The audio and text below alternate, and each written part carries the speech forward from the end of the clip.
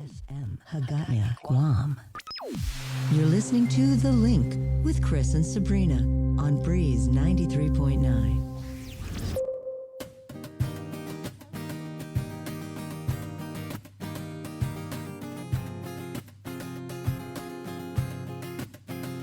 Well, sometimes I go out by myself and I look across the water.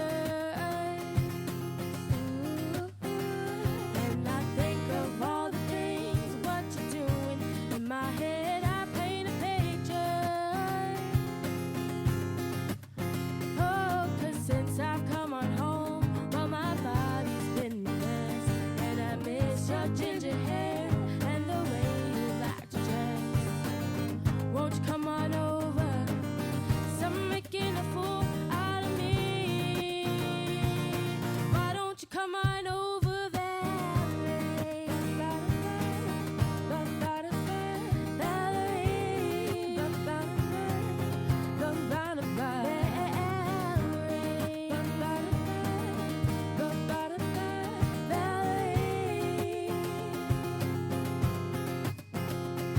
Did you have to go to jail?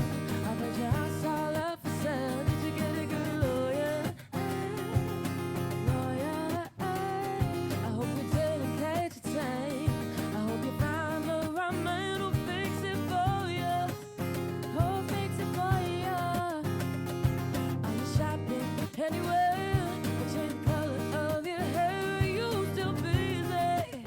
Are you still busy?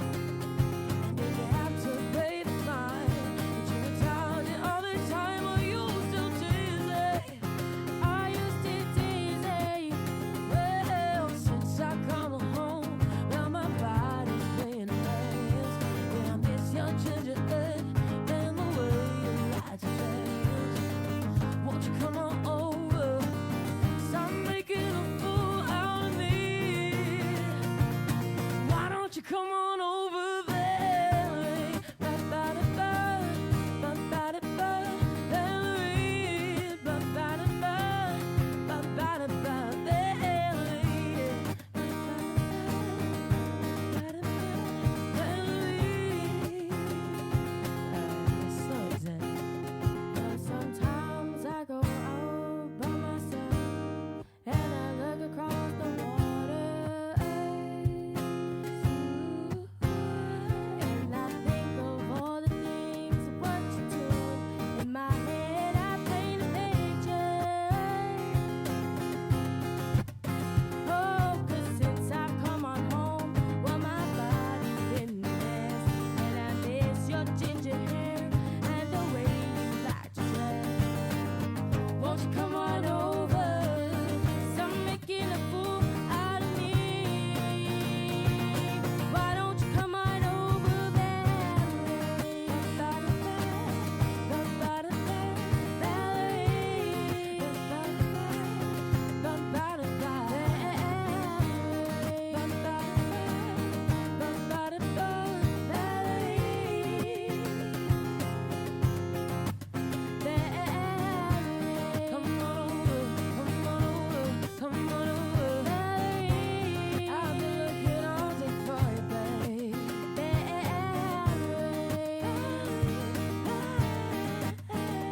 Valerie. Why don't you come on over, Valerie? The Link. Join the conversation now with Chris and Sabrina. Call 637-0094. Breeze 93.9 FM. Big pond, small fish, starry night, one wish, easy come, easy go. I left the light on, so now you know. Now you know. Yeah, I wish that I could fly higher than a kite. Pat my bags until my rocket ship take off the night. I know when speaker dreams, it's always fancy thoughts of light. But I can't stay on the ground when all these artists wanna bite my words. They so fancy, kinda like an English man. Some people look at me like, are you speaking English, man? Dang. Just try to wrap your minds around it. At times you feel you lost it all. Really, you just found it. They say when you're free, you got nothing left to lose. Just a world of possibilities. So what you gonna choose? Another day you're doing nothing but to singing the blues. Or we can start walking up to heaven with some brand new shoes. Me St. Peter at the gate, saying, man, I did my best. Even though I had this beast beneath my chest, and I fell in and out of love like my heart could rest. But at home now, I feel safe, away from all the mess. It's like a big pond, small fish, starry night, one wish, easy come, easy go. I left the light on, so now you know. Well, now you know. I wish that I could swim across ocean seas, climb mountains to the top and feel close, needs to feel closer to God. Watch as I try to touch the sun and let the moon light my way. When my days are done, when the stars scream so loud, just to be seen, cause they come second to street lights and them radio machines that tell us the path to take to get home to our beds. Just sit up in the dark, try to write up ahead, and we work just to live, and we live just to work, and we hurt just to heal, and we heal just to hurt. We listen and we scream till we're deaf and mute. We know it's just a lie, this God's the truth. I'm falling in love, man. I just think it's the hardest, especially when you're nothing but a struggling artist and nobody knows your name, but you still giving the soul while you break free from the chains and you just go with the flow. It's like a big pond, small fish, starry night, one wish, easy come, easy go. I left the light on, so now you know. Well, now you know.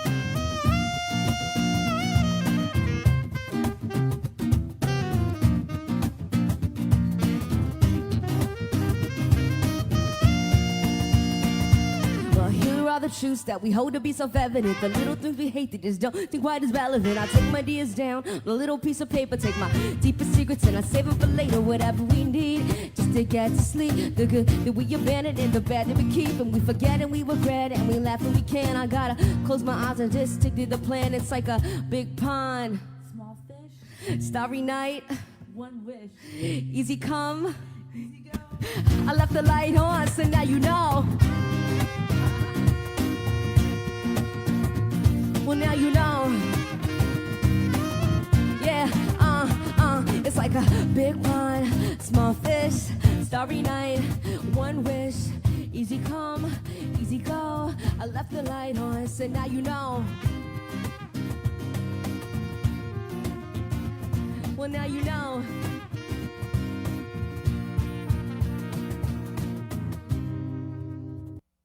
Go,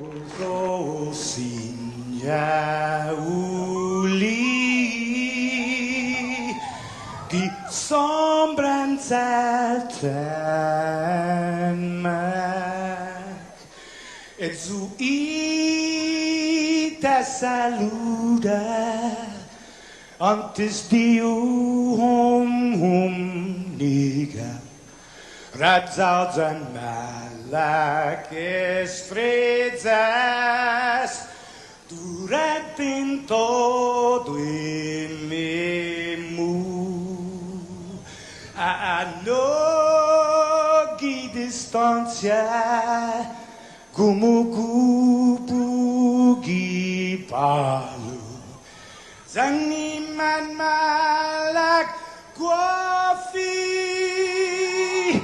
Ikonum nasugi airi Prebatula noci Nai banderata gaigi Pues atan fanny bandera Kau esta pagua pumalapa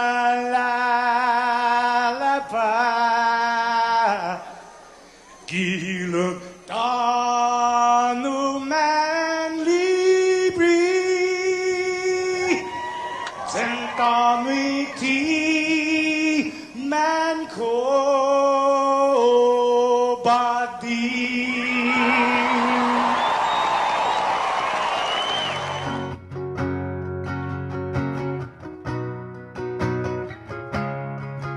Fanogi chamoru Puritanota Kantai matunonya gitoru iluga Paraiona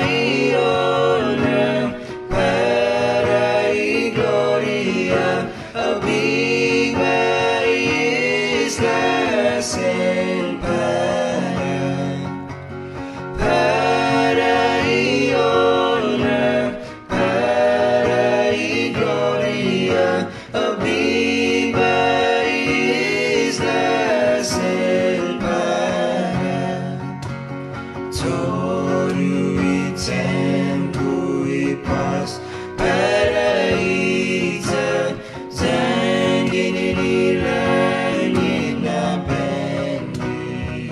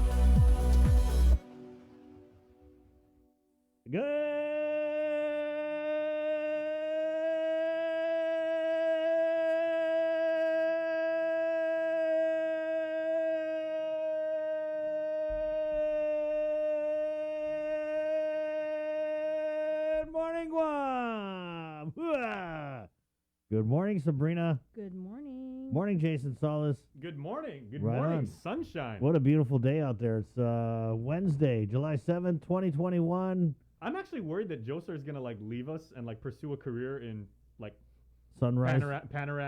panoramic photography. He's going to be the sunrise guy. Yeah. Joe Sir with a beautiful shot outside of our Harmon Studios here in beautiful Hutman.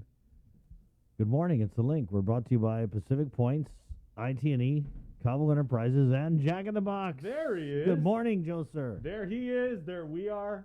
I'm gonna ask him again, but I already know what the answer is. Sir, can you please turn the camera on and get a shot of yourself? No. It's not that he 619. doesn't care. He's just, He's just humble like that. yeah. He humbles himself before The Link. Morning. But if you ever see him DJ, the man is a monster. But like, we were just playing that version of Hagu by our friend Nicole Leon Yep, Guerrero. yep. That's the EDM version, right, Jose? Yeah. Now when Jose and I were talking about it, because he goes, oh yeah, that's when you get the crowd and you shoot the confetti, or the Steve Aoki thing where you throw the cake into the crowd. And I'm curious about something, Chris. Because Yes. Sabrina and I, as many events as we've hosted and emceed together, all going back 22 years now, we've never actually been able to use like one of those T-shirt guns.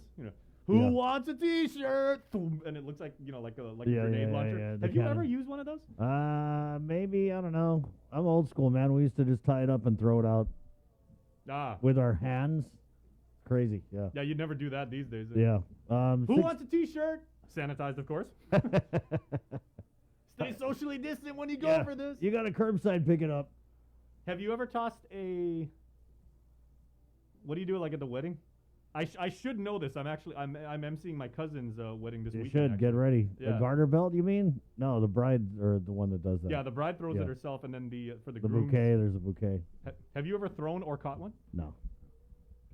You done? You good? Yeah. Okay. No, so thanks. you've never used a T-shirt launcher. I've never used a T-shirt launcher. I've never thrown a bouquet. I've never caught a garter. How about you, Bree? How come you don't ask Bree all these questions? Well, I know she and I have never done the what's the coolest thing we've ever done when we've emceed, right? Because we've done like political forums, we've done beauty contests, we've done Bree's done a lot of cool stuff. concerts, giveaways. That's too many. Yeah, you got to prep for this, Jay. Like the night before, send us the question. Remember, Bree, Hey, tomorrow I'm going to put you on the spot and ask you what was the most exciting thing you did when you hosted something. I wanted to say this is maybe 17 years ago, but Bree and I That's why you got to give us prep. We hosted stuff 17 years ago. Quite a lot of data in there. Jay. Okay, so sorry, Yeah. I can't throw these random memories at you like you throw these interviews at me. Hey, Jason's doing this interview, and here's Jason's okay. Dang. Oh, but anyway, so Bree and I hosted this event. You remember, Bree? It was at the Hyatt, and it was for the Army, because they had at that point, I believe it was like it was 200 something, but it was the birthday of the Army, and our friends were one of your cousins is an officer in the Army, but they had the JFK Vivace Choir, and when they took the stage and they sang, I mean they blew the place away. I mean, it was super super cool. Remember that, Bree? Yeah, sure. Yeah. That's Jason. Can we give my friend Jay a hand? No, You're the man, dude. Jason Solis. there's no worse feeling in the world than pity applause. This wasn't pity, man. You're the man, dude. I just love your energy. You always bringing the energy. And this guy doesn't even drink coffee, ladies and gentlemen, right? No, sir. This is all natural. No drugs. Right on. Drug-free. Yeah.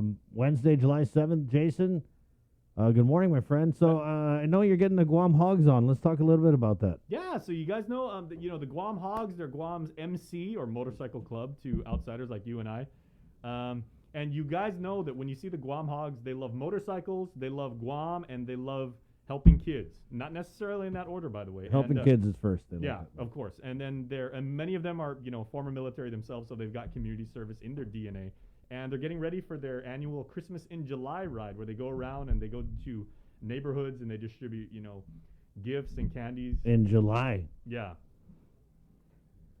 And they're gonna spread the goodwill. So we're gonna talk to some of the members of the motorcycle club. That's gonna be later on this morning. Motorcycle Club doesn't even begin to describe what they do, though, right? Yeah. I mean, Um, they're enthusiasts, but And everybody would think, you've got like a lot of these guys, they've got like really awesome beards and they're coming around, like 40 at a time and everything like that. Some people might be intimidated by that. Every single time you hear that signature roar of a Harley engine and you see all those guys like rolling all over the place, they're doing good somewhere on the island. And it's a wonderful sight to see, especially on Sundays when they all ride around together. Yeah. It's awesome. And that's why we're bringing you that interview as part of the Greater Good, which is brought to you by our friends at Jay Goodman. We'll tell you more about that coming up, 6:24. Also, Jay, we're getting our friends from the University of Guam to come in, and they're going to be talking about all the new sports programs that they have Nice. at UOG. So we're getting Dr. Lawrence Camacho, who's the Dean of Enrollment, Doug Palmer, the Athletics Director for the University of Guam. By the way, Doug has, he's done a fantastic job at taking UOG to the next level. I don't want to say turn it around because, of course, Bob did such a fantastic job, like for so many years as athletic director. Made us competitive, like got everybody really proud to be Tritons. Bob Pelkey? Bob Pelkey, thank you. Why did I not? So Bob did a fantastic job. Doug has really gone to like the next level. Now they have like a Hall of Fame at UOG, so you can see like some of the greatest players to ever wear green and white. The facilities and the school spirit is really, really high. And I interviewed Doug when he first came to Guam, and he actually has a record of taking schools and getting them to the NCAA championship You level. said he has a record, but it's a good record. Doug. Okay. No, he's actually, and I believe I want to say when he was in. He was at South Carolina, I think it was, and they actually beat Duke, which is something you want to have on your resume. Right, so that's coming up. We're getting Chief Ike Pareto, Guam Customs. Remember last time we talked to him, they had seized, 8 pounds of meth? 8.3 pounds. 8.3 pounds of meth. Yeah, way to go, Chief. But yesterday, or I think they put out a release that they seized a bunch of Louis Vuitton knockoff goods. All right, which we've definitely seen a shortage of over the last year and a half because people haven't been able to travel freely from the Philippines. Is this the kind of thing like Sir Mix-a-Lot would call like swap meet Louis? Louis Voltron, like we say. Louis Voltron. So we're going to talk with Chief Ike. We're getting Speaker Theresa Lahi for Wednesday update. And then, as the public hearing for this Bill 112 is scheduled to happen today, we're going to speak with a gentleman who he basically couldn't afford the malpractice arbitration. He had some medical issues with his son. Really, really sad story. So we're getting Walter Duenas on this morning. And then our old friend Arlene Steffi has got a new show. Yeah. So she is a cultural ethnographer. And she basically studies, migratory patterns of people across the Marianas, like our history, the archaeology. And Wow, Jay. Yeah, and He's done so many interviews with Arlene. Oh, I guess Yeah. I know who's doing this interview. Hey, I'm excited to see her latest She's project. cool. It's cool. yeah, we've got the promo that we're gonna run for you guys. It looks fantastic. It's Yeah. Pescadot Dan Pescadot. Yep. Is And this- what? Pescadot Dan Pescadot. Pescadot, then pescadot. Pescadot Yeah. and Pescadot and even Pescadot. Is Yeah. that fishing? Fishing and fishing. Fishing and- yeah. Are you Fishermen. sure Yeah. that's right? Yeah. Pescadot, then Well, that's pescadot? part of the promo, and it does not mean the club in Tumon or the club in Tamuning and the club in Tamuning. So she does great work. It's real history stuff, and we're shining a renaissance right now with our history. So it's going to be good to get her on, and also to get this show out there. Yeah. And it's the first of a few, right? Yeah, and also you guys may have caught Arlene on the on Weekend Edition when we were doing the news because our Isaiah Uggan interviewed her about that flock of birds down in Malesso. Pescadot, then pescadot, then pesadot. There were some birds. Oh, okay, I added a K accidentally, Yeah, sorry. Like, which of course translated means, you don't know what you're talking about. What's up with the birds, Jay? huh? What's up with the birds? Okay, so down in your neck of the woods, or Neck of the jungle? yeah, neck of the jungle. South side! Malesso! And so we ran that yesterday. And, What? And our 828! among Arlene's many different talents, right, is she is a birder, as they say. She just doesn't watch, birds and everything. She studies them, and again, just like she does with people, she studies how they move and why. And they've got these. That must be hard when you're studying, how does a chicken move? There's no rhyme and reason, you know. Just Rocky would certainly agree. Hey Nick, these chickens are really hard to catch, man. No, so anyway, so Arlene, So anyway, our very dear friend Arlene Steffi, she's gonna come on. She's gonna tell us like all about her new show, and we're probably gonna ask her too, like, just what is up with like these birds. And she said, you know, they're birds that don't normally go to that part of the island and Yeah. everything like that. And you know, she's investigating that. She's a very, very experienced and tenured journalist too. And I mean, she's been a columnist at the PDN. She's done stuff for us over the years. You know, she hosted a radio show, and you know, her passion about everything in life is to seek the truth.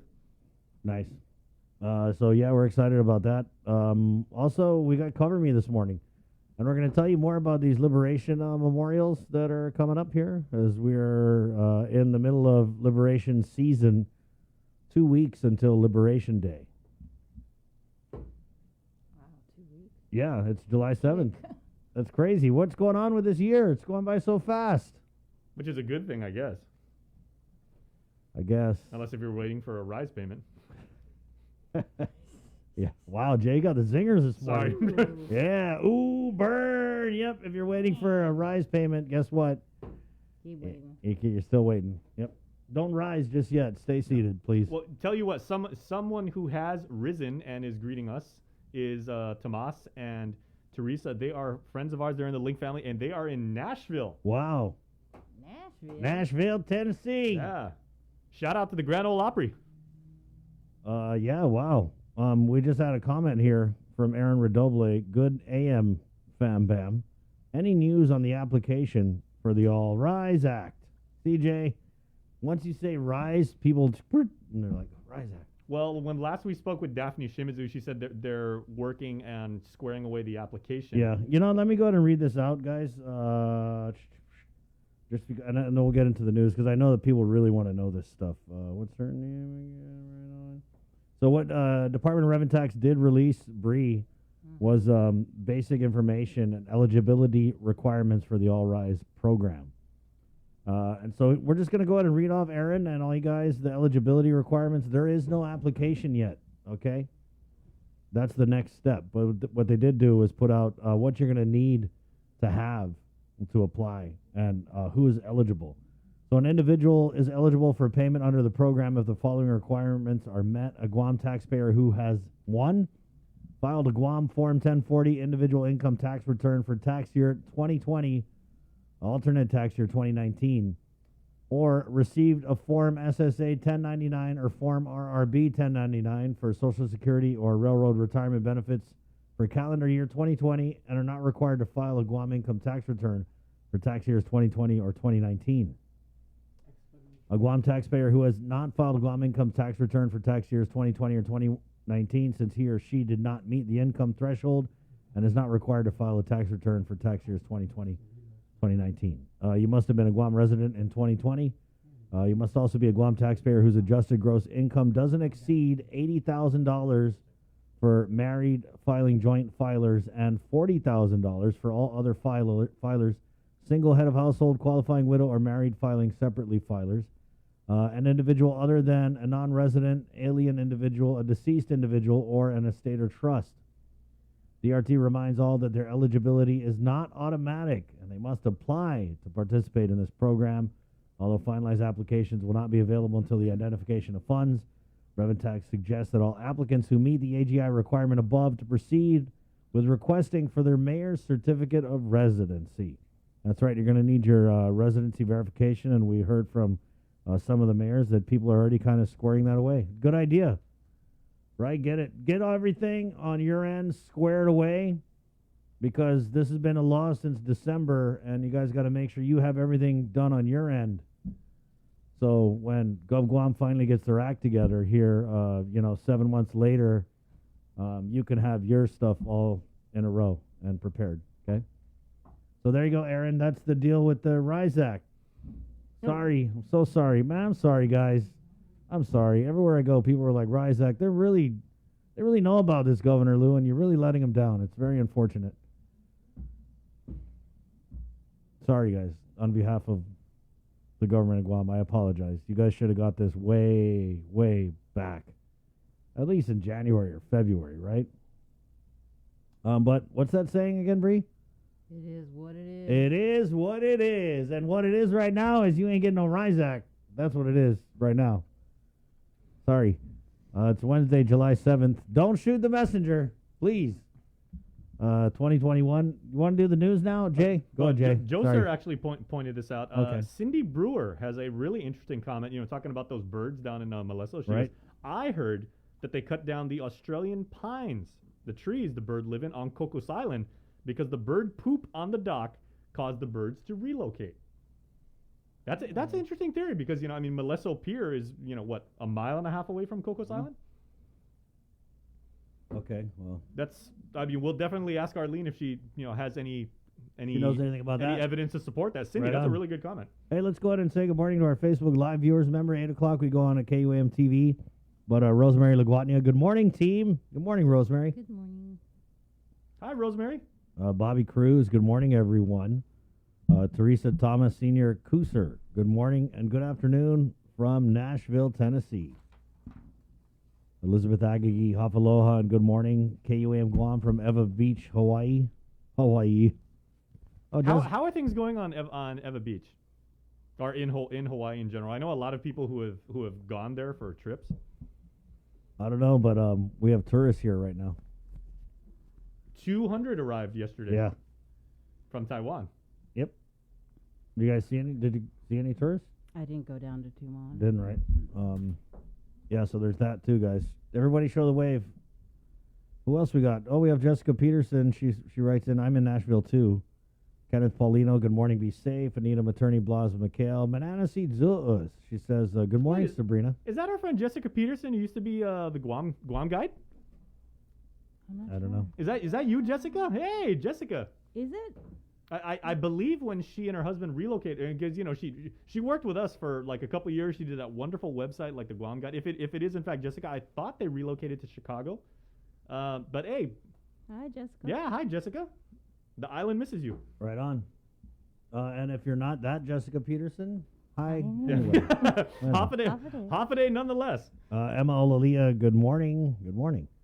Tony Martinez, good morning, Guam. F. Glenn Lujan of the Hoffadezo podcast. Happy Hey, Nanny hump day. Poodles. Hey. Elizabeth Agagi. So she follows up with that question. She goes, guys, Hawaii is flooded with tourists. Wow. Blood. Aubrey?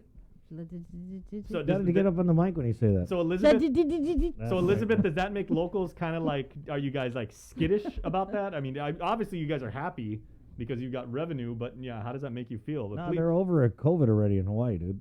You know what I was watching last night, guys? Okay. This took me back.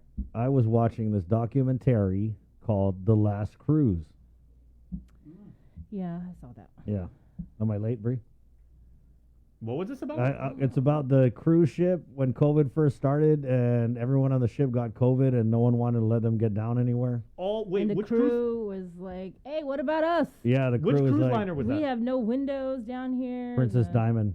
Yeah, I Oh, didn't the get Princess that far. Diamond. Yeah, yeah, yeah. Oh, Yeah, sorry. yeah. So- I don't know. It's okay. I kind of know what happens. You don't got to worry about spoiler. Bree's like, oh, no, I don't want to ruin it for you. No, Okay, Yeah. sorry about that. no, but it just reminded me, man. Like looking back at that, I was yelling at the TV, like, no, don't touch that. Social distance, jeez. Give me Stop going down the water slide near the big tail. it gave me high blood, dude. No, last night actually, watching it. I follow. But you saw the living quarters of the crew, right? Yeah, that was crazy. Oh. I mean, I was getting claustrophobic like, when wait, they all good, all bad, all Hello, cringe. it's What? Tiny. It's like smaller than this area. It's smaller than this studio. Get out of Half here. the studio, and there's like Yeah. 3 or 4 in the same room. And there was one guy, it's like all 4 of them were positive in the same room. Yeah. Okay, so this scary. room is what would you guys say without actually counting it? We're maybe like what 15 long by 8 wide. You count the tiles. Yeah. Yeah. So yeah, I mean this is not a big room, and their living quarters Yeah. were smaller than So this. when the outbreak hit the ship, Whoa. they ordered all the passengers to stay in their rooms, and like even that, the room is about this big. And they have like a balcony though. They can go outside Yeah. and get fresh air. I But mean, you're down still at on a the- cruise ship, though. Yeah, I mean, come on. down at the bottom where the crew stays, there's no windows. Yep. There's nothing. Crazy. And you know what's crazy? Maybe They still think- had to get up and they had to, make food. Yeah, they're making food for people, and these damn Oh. passengers were just complaining about the food. Anyway, Well, I follow someone on TikTok. Her name is Captain Kate McHugh, and she is the captain of a cruise liner. But she has been posting because only now they've actually been able to they have just guests. started up. Right? Yeah, and go back. And so her ship and 2 others like it were just like they were basically just they dropped anchor like somewhere in the Caribbean, and they just sat there for like 4 months, Right. and it's nuts. Right on. Okay, so now let's go ahead and do the news. 6:39, Wednesday, July 7th, from the KUAM News team with the very latest. Good morning, Sabrina Salas Matanani. Off it, everybody. Controversial Bill 112 goes up for a public hearing today. The legislation, according to the bill's main sponsor, Speaker Tulahi, is intended to address those harmed by medical negligence who cannot afford approximately $40,000 to $50,000 for mandatory arbitration while ensuring confidential screening and protection of doctors against frivolous claims.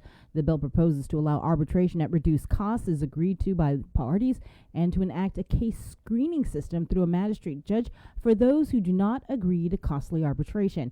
Under the current law, costs of mandatory arbitration have deterred the filing of claims by those who cannot afford the upfront expenses, in addition to only having 1 year to raise the funds and file a claim. Several local physicians, however, have come out in strong opposition to the legislation.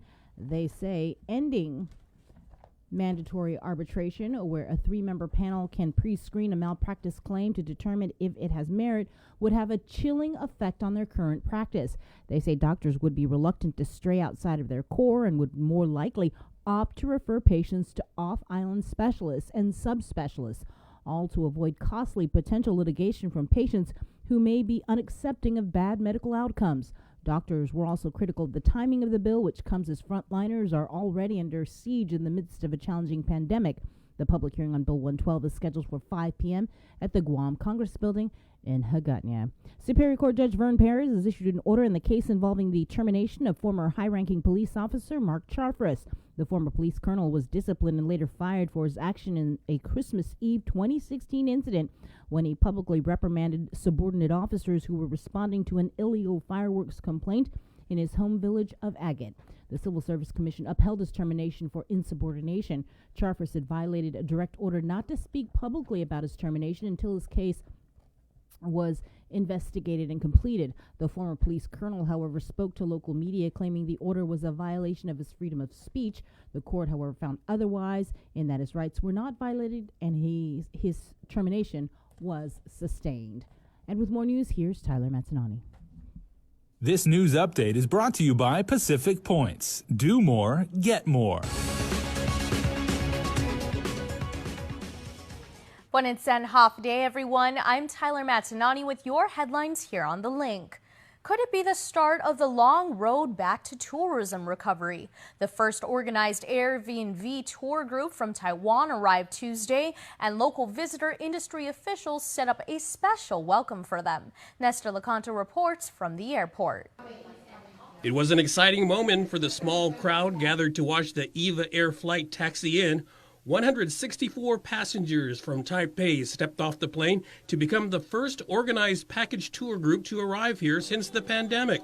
Tourism officials, including GVB President Carl Gutierrez, Chairman Milton Morinaga, and Airport Executive Manager John Kinata were on hand to welcome them and were excited by the arrival. I know for a fact that, in the next 2.5 weeks, we'll have 2,160 people coming in, and, and then into August also. So it's, and that's just, there's some more on the block of filling up more charters. So this is going to really spell it out well on how we handle them. This is a wonderful news. It's just the first batch of group of people coming from Taiwan, and we were always banking on Taiwan people to come here. And with this Airbnb, the word is out. Awesome accomplishment and milestone today. Gutierrez says the easing of the quarantine restrictions was key. Well, we couldn't have done this without the lifting, and I thank Governor Liu for doing that and picking July 4th, not anything later because of our first flight today, July 6th. It was very important. GVB's Morinaga says officials also ensured that both passengers and residents will be safe. We made sure that when they arrive, they go through their PCR test and their medical is perfect, safe, then they're released. And the airport also sees encouraging signs from the one signatory carrier, EVA Air. We had a meeting with them, a real positive meeting with them this morning, And it looks like more flights are being scheduled to come here. Gutierrez says what he'd also like to see is more businesses that cater to tourists opening up. I believe that the advent of these flights starting to come in will give them some hope. They'll see people walking around Tumon. They'll see Pleasure Island filled up with people, whether it's only like 500 at a time. But they'll see them, and they'll see that there's a liveliness coming up, and giving them hope that maybe it's time to open up, and I hope that they will. For Guam's News Network, I'm Nestor Lecanto. In legislative session Tuesday, senators debated a second bill that would further insert adoption agencies into the local adoption process. Under the companion legislation, also authored by Senator Mary Torres, agencies would be added to the Safe Haven Act. That's the law that allows mothers to legally abandon infants less than a month old to a designated agency, making the baby a ward of the state. Speaker Therese Terlahi proposed to strike a bill provision transferring physical custody to an adoption agency identified by CPS. Torres defended the provision while Senator Telo-Taidagui supported its removal. The legal custody of any child relinquished under the Newborn Infant Safe Haven Act is always under Child Protective Services, Department of Public Health and Social Services. The physical custody and the legal custody are two different things. But I just want to make sure that my colleagues are well aware that Child Protective Services, the social worker, is the person that screens the homes. This is about accountability. This is about ensuring the safety of our children. That's all this amendment will do to help relinquish that. I mean, the prior amendment would have done the same thing, but even more so, to give that ability to CPS to make that decision. You got to ask yourself, why object to something like this if CPS is in control? The bill was moved without objection to the third reading, filed for later voting. Jigo residents no longer have to drive 2 villages down to get their mail. We take you up north to see how they're reacting to the reopening of the Jigo post office. Long drives and wait times are no longer an issue for Jigo residents. For 2 months, the Jigo post office was closed due to an ongoing investigation being conducted by Guam postal inspectors. Jigo resident Lynn Bendixson says that she was waiting in line for hours when the Barrigada switchover first started, bringing a new meaning to the term snail mail. The first time we went there was about 2 hours. Bendixson expressed how it's a big relief now that the Jigo unit is reopened. Meanwhile, Roy Mendiola says he's happy because he no longer has to drive down to Barrigada to get his mail, and explained how you just never knew how the crowd was going to be. Some days you go there 5 minutes later and the line's long. Some days there's 4 people. So actually it's good. Now we don't have to travel far. One resident, Carol Molina, was able to observe peak times and strategize when it was best to go to the Barrigada facility, and said that the wait times didn't discourage her from online shopping. Tuesdays, the packages come in, so there's going to be a lot of people.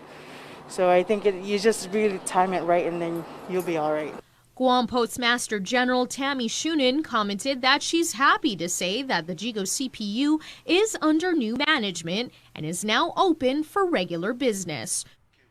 After serving 31 years in the Army, Colonel Ronnie Delfin has retired. Delfin's retirement ceremony was held at the National Guard Bureau in Washington. It was presided over by Major General John Adney, Deputy Director of the Army National Guard. In a statement to KUM News, Colonel Delfin said, quote, "I've had the privilege of serving with some of the finest soldiers in the greatest army in the world.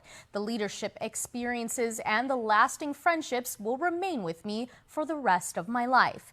As I take off this uniform, I am confident that those who remain behind me are the finest our nation and island have produced. I owe everything to my family, mentors, and friends who have taught me so much and supported me on this journey." And then finally, obviously, we all know that for every great soldier's career, there's a great spouse behind it, a great family. So I can't thank my wife enough for putting up with me, especially over the last couple of years. sometimes stressful environment that we work in, and you dealt with all that. You dealt with me being away, taking care of the kids. I can't thank you enough for all that you do. I love you. Although not specific, Delvin said he is looking forward to the next chapter in his life. Delvin is married to Joy Pineda, and they have an 11-year-old daughter, Alexia Joy, and an 8-year-old son, Luke Mason. That's it for now. We'll see you tonight for KUAM News Primetime. This news update is brought to you by Pacific Points. Do more, get more.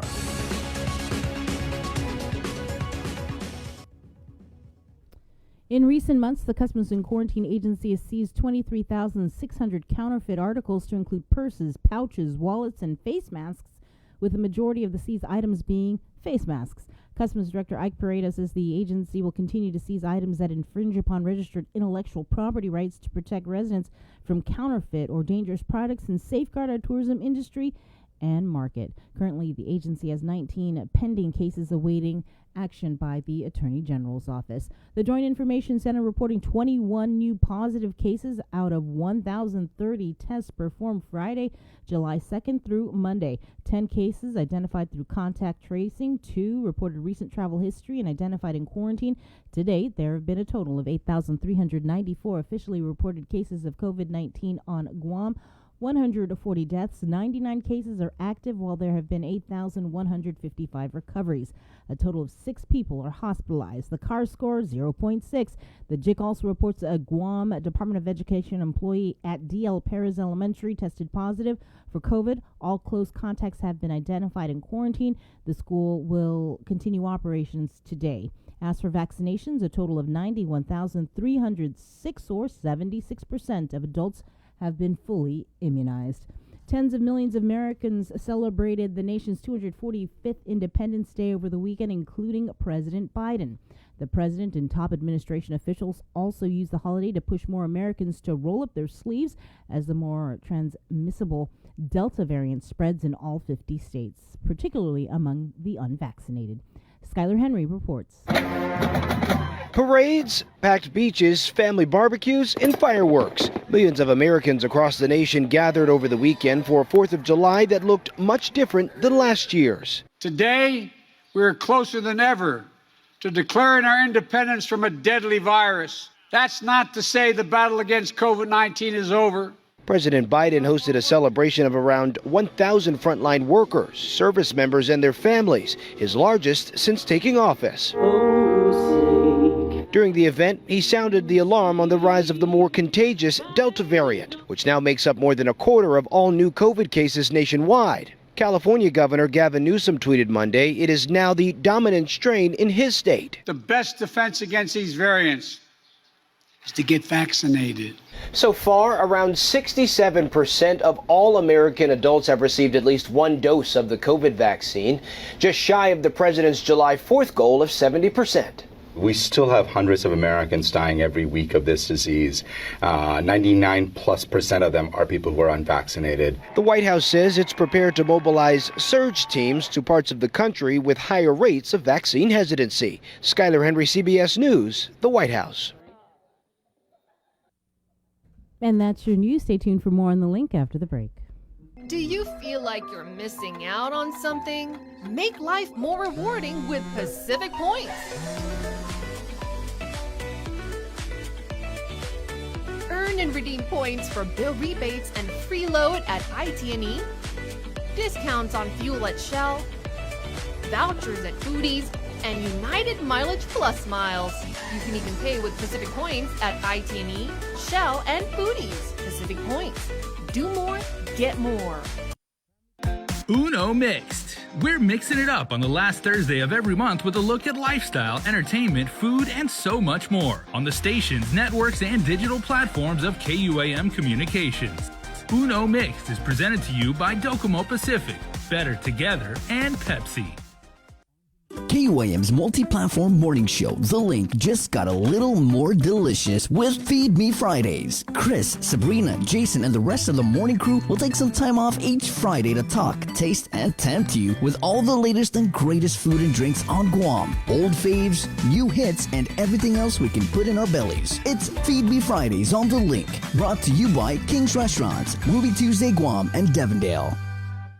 Family platter of fried chicken? Check. Tray of red rice? Check. Birthday cake? Check. 1 case of water? Check. 12-pack of beer? Check. 2 cases of Pepsi? Check.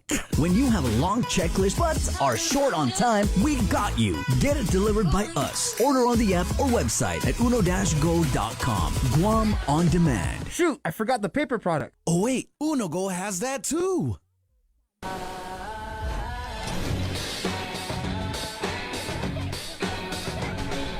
Make sure you're connected. The writing's on the wall. 'Cause if your mind's neglected, stumble you might fall. Connection is a human necessity, one we need today more than ever. And with the new First Hawaiian Bank mobile app, you can stay just as connected to your finances. And it all starts with yes.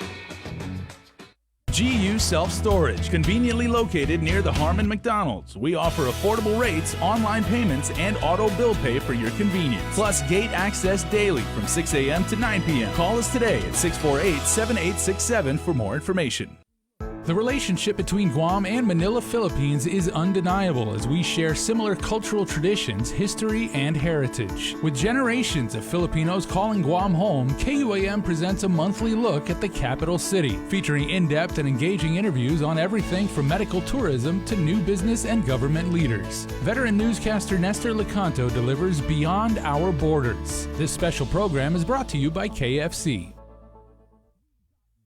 KUAM News, in partnership with the Guam Visitors Bureau, brings you the Guam Safe and WTTC Safe Travel Certified Program Showcase. Look out for this powerful symbol for visitors, island residents, and industry workers alike, as it represents establishments with a consistent global commitment to safety practices. Stamped with approval by the Guam Visitors Bureau and the World Travel Tourism Council. Every Monday on KUAM News will feature a different local business who's taken the Safe Guam and Safe Travels pledge to maintain health and safety standards to get Guam back on track. Log on to visitguam.com to see how your business can receive the designation, what businesses in our community are Guam Safe certified, and have the WTTC Safe Travel certified. The life we have is just one of a kind. Don't owe much, I know it is my time. Not everyone can say I want to go to the beach tonight or tomorrow. Hopefully the weather. Welcome back, everybody, to The Link. It is a gorgeous Wednesday morning, and we are going to go out to a very gorgeous friend of ours who I personally have not heard from some time, so it's always good catching up with Arlene Steffi, our cultural ethnographer and a truly a master storyteller, if there ever was one. Arlene, good morning, Hafaday, and it is so good to see you after such a long time. Good morning. My goodness, you give me too much praise. I don't deserve that. I'm not the storyteller. You have to remember, I merely capture the story and then produce it and share it. I'm not the storyteller. Well, okay, fair enough. But I mean, you are very, very good at it. And as I was saying before, and I've interviewed you, several dozens of times over the years, in your work as a journalist, as a show host, as a columnist, and everything like that, you always go for bringing our people the truth about who we are, where we came from, and where we're going. And that is to be commended. I try my best. Thank you.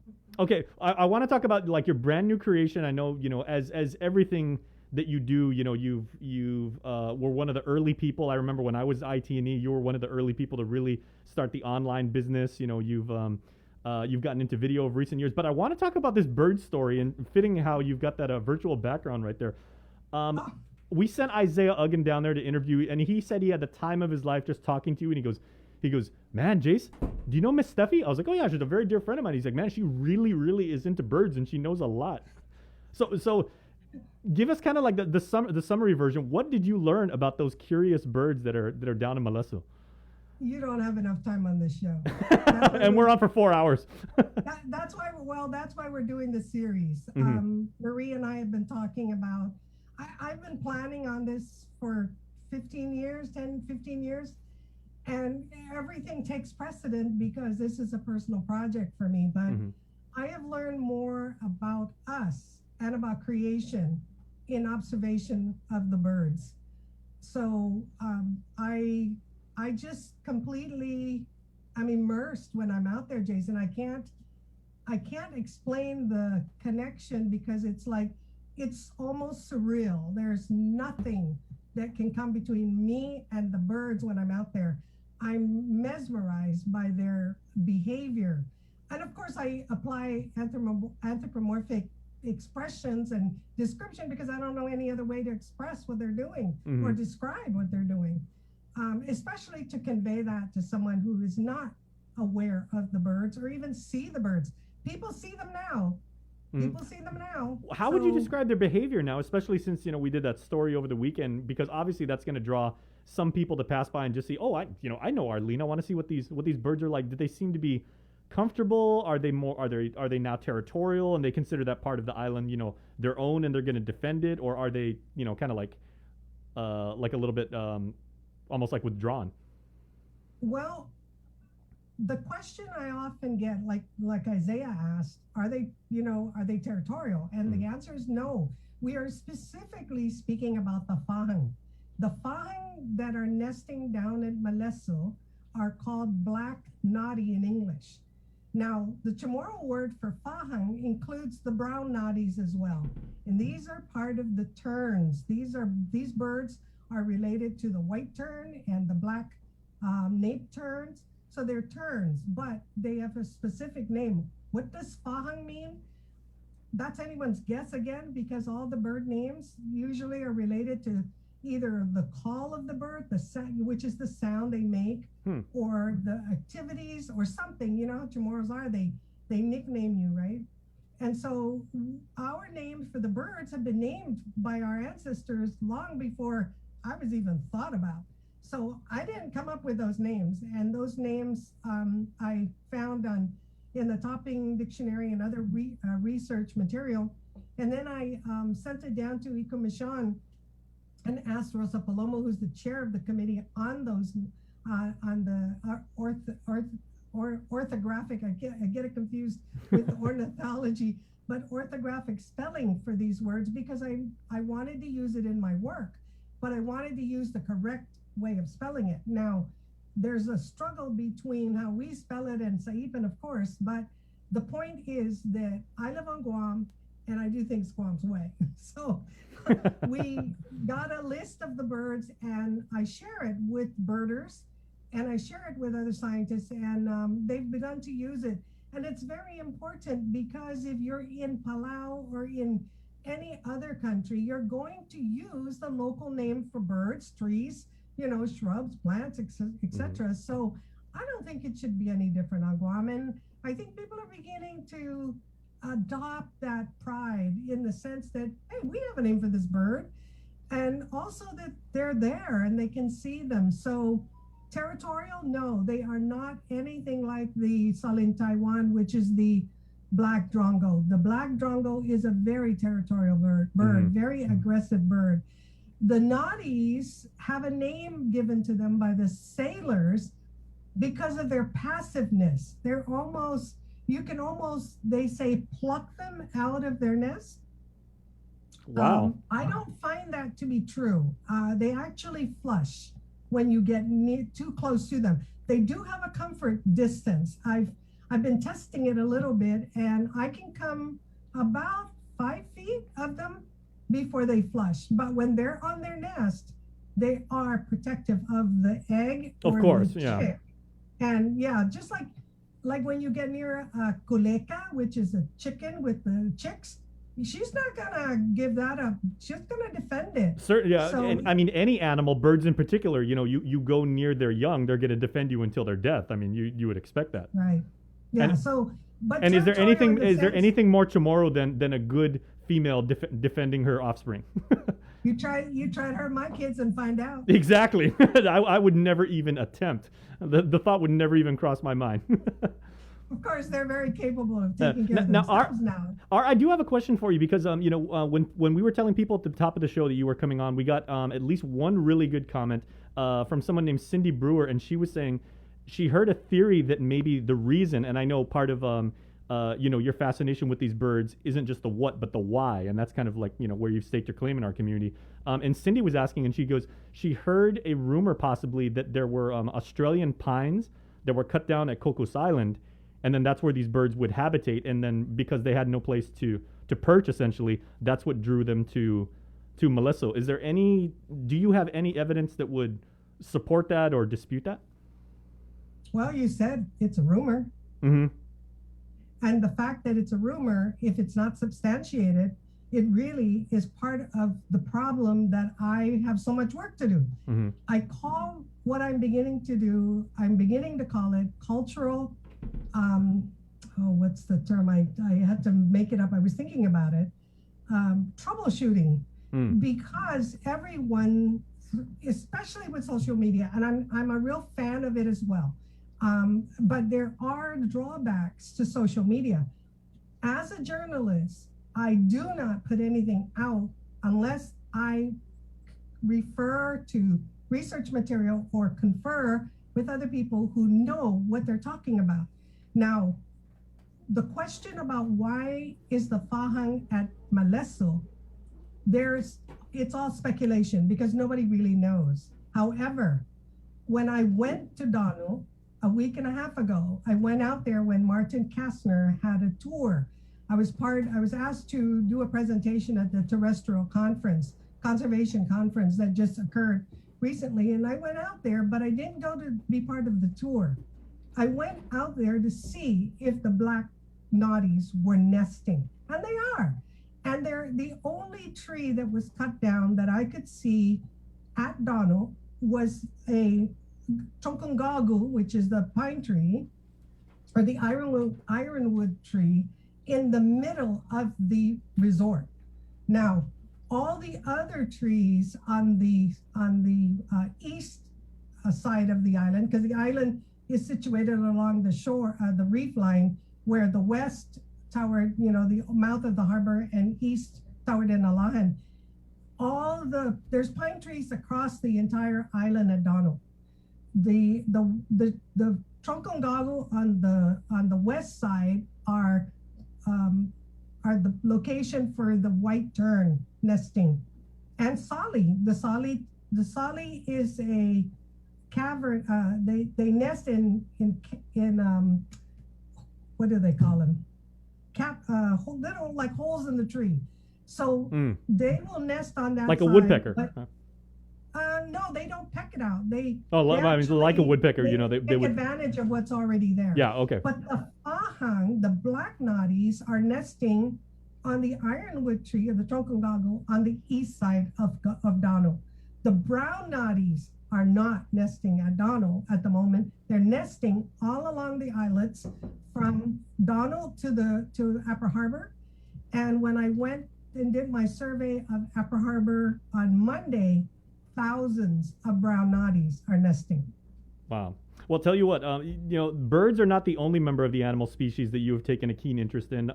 Your new show, it actually takes a look at another species. So can you give us the overview? We actually have your teaser, so we're going to actually play the video while we're talking and everything. Okay. But can I give us an overview of your show, what led to your motivation for doing it, and what does it cover?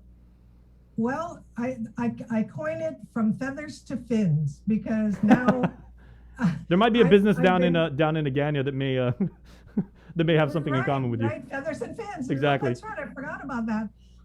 So what happened? It all started in about 2009. Both projects actually, or at least amassing the data for them. I became a research associate at the University of Guam by appointment by Dr. Liu Dean, who was the acting president at the time, at the advice and request of Professor Dr. John Peterson. John Peterson at the time was the director of MARC, and he wanted me to be a research associate. And so when I was appointed, one of the first projects that I was brought on for or recommended for was by Dr. Alex Kerr at the Marine Lab. He was a professor, associate professor at the time, I believe. I think he's full now. But he recommended me to Levine, Ariel Levine, who was a scientist with the National Oceanographic and Atmospheric Administration, NOAA. And she contacted me and said they wanted me to interview fishermen because the preserves were, becoming an issue. And most of the policies, Jason, that affect fishermen or affect local people are not made at the local level. They're made at the higher level, but they wanted to be sensitive to the concerns of these fishermen, who it would immediately impact. They were the first line, or front line, if you will. And so we sat down and they contracted me to go out and interview on Guam only, because somebody else was doing the NMI. And there were several concerns of first, the relationship that the individual fisherman had to fishing. Was it his primary income? Was it his what family tradition? Why was he fishing?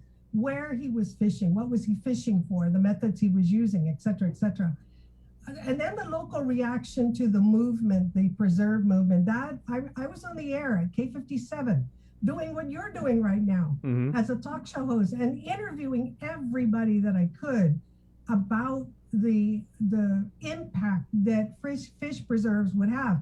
And naturally, whenever you change a course of way of life, you're going to get pushback. And that's what we got. Huge pushback. I think in retrospect, we can say today that everyone embraces the idea of preserves and that there is a value. It's like having a nursery. You need a place to, improve the stock. You need to give a woman time for her body to get back to normal before she has another kid. One of the things that I learned when I was collecting oral history of World War II survivors is the age at which our women were dying. They were dying very young, in their 40s, because some of them would have 13 children by the time she was 40 and pregnant 1 year after another. It was one of the things that will be coming up in my other project, which is Hagan Haga, the Women of the Blood, Daughters of the Blood.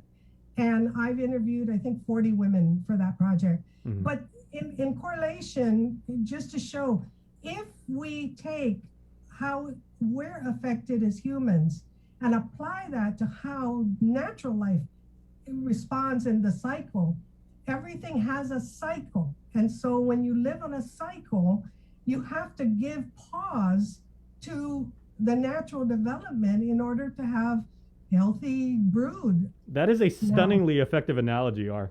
I mean, I've never actually heard that correlation been made, but yeah, that really drives home the point. And you would expect, and I'm sure you would agree and support this, that as Pacific Islanders, we have a greater natural sensitivity to, anything that comes with the ocean, especially when it comes, to fishing, to overfishing. I mean, you watch any documentary on Netflix right now and on the ocean, and at some point it's going to tell you the commercialization and overfishing and everything like that has really had a really strong impact. And certainly at our micro level out here and everything like that, we can certainly attest to that. The local use of resources is always impacted severely by commercial drive, and that's the pinch. I always say it's not a resource if I can't use it, and I should be the first to use it because I'm from here. So any introduction to people to live here, I don't take a don't touch attitude necessarily, because I think we need to all assimilate and get along well. But commercial needs and personal needs are not the same kind of need. One is driven strictly by profit and business, and the other is feeding your family. And so the other thing is that I did not grow up in a fishing family, but I married a fisherman. And so I became really immersed in how that impacted our family life. My husband has taught all the children how to fish. Every single one of them learned how to fish. As a matter of fact, my Liana was 3 years old when Bob put her on a boat and took her out into the harbor. And I about had a conniption fit. It's like, what are you taking a 3-year-old child out on a boat for? Oh, my Nino was a lifetime sustainable fisherman. You know, that's how he fed 5 kids and put him through school and gave him a wonderful life. Absolutely, and that's the rub. And so when I did this NOAA project, that is why I agreed to the project, because the concern was at the primary level. It was at the fisherman's level and the fisherman's life level. Mm-hmm. It was not at the outward level. And so I thought, okay, I can do this because, Jason, I'm very sensitive about, how do I say this? I don't feel that my job is to defend any position. Mm-hmm. I feel that my job is to inform all parties to what's happening and find a medium, find a acceptable location or place for everyone to benefit. Well, like I said at the top of this interview, as long as I've known you, you always seek and try and communicate the ground truth, and by that merit, you're going to have some detractors. And you always say every time I interview you, and I said, your latest research deals with, where our people have come from, or what you've learned recently, like about language or about behavior patterns. And I always ask you, how is this new information received by our Manumco? And you're like, generally they accept it. You also get some criticism, and I think that's fair.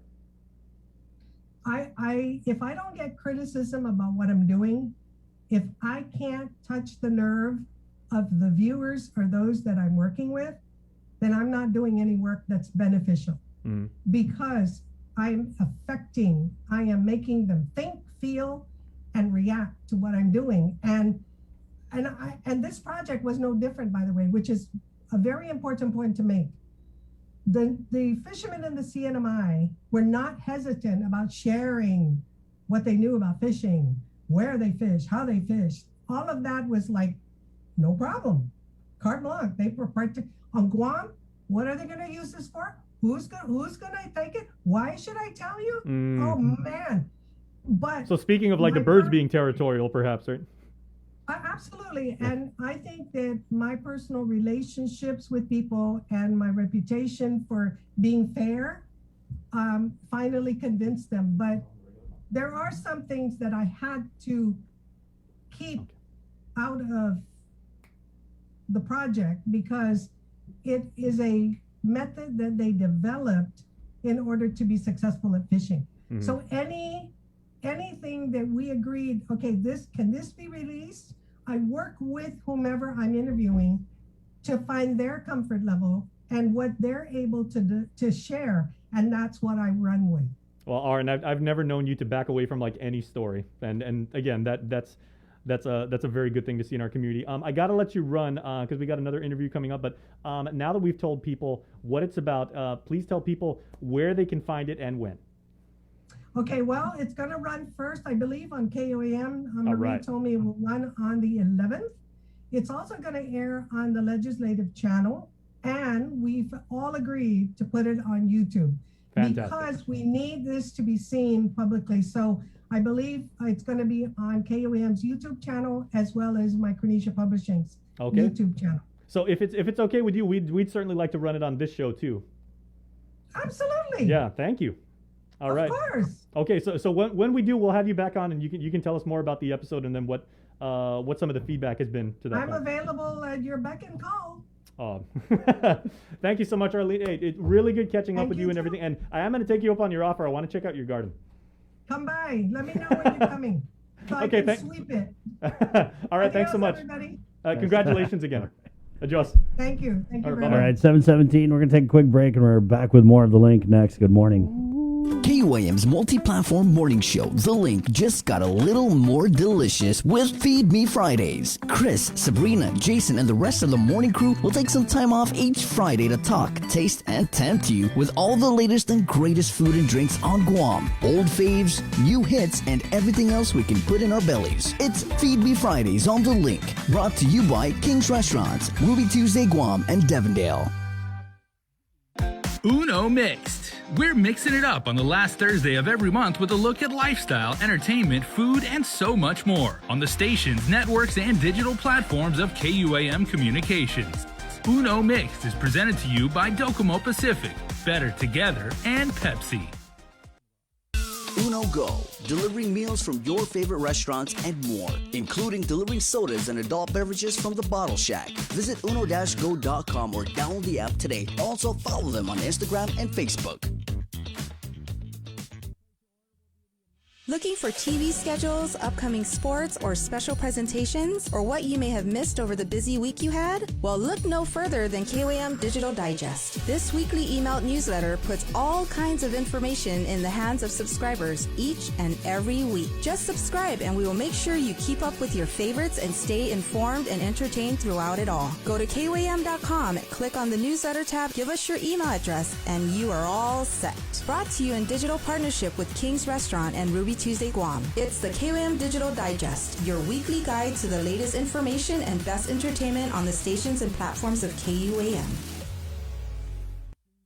June makes the best malasadas in Hawaii, a fact not lost on Darrow, whose brother Byron is cooking the onaga he caught at his secret fishing spot with his girlfriend Malia, who used to work for the Shave Ice Guy, whose second cousin Vince drives the school bus ridden by Calais, whose auntie makes the best malasadas in Hawaii. Everything here is connected, and with the new First Hawaiian Bank mobile app, you can stay just as connected to your finances, and it all starts with yes.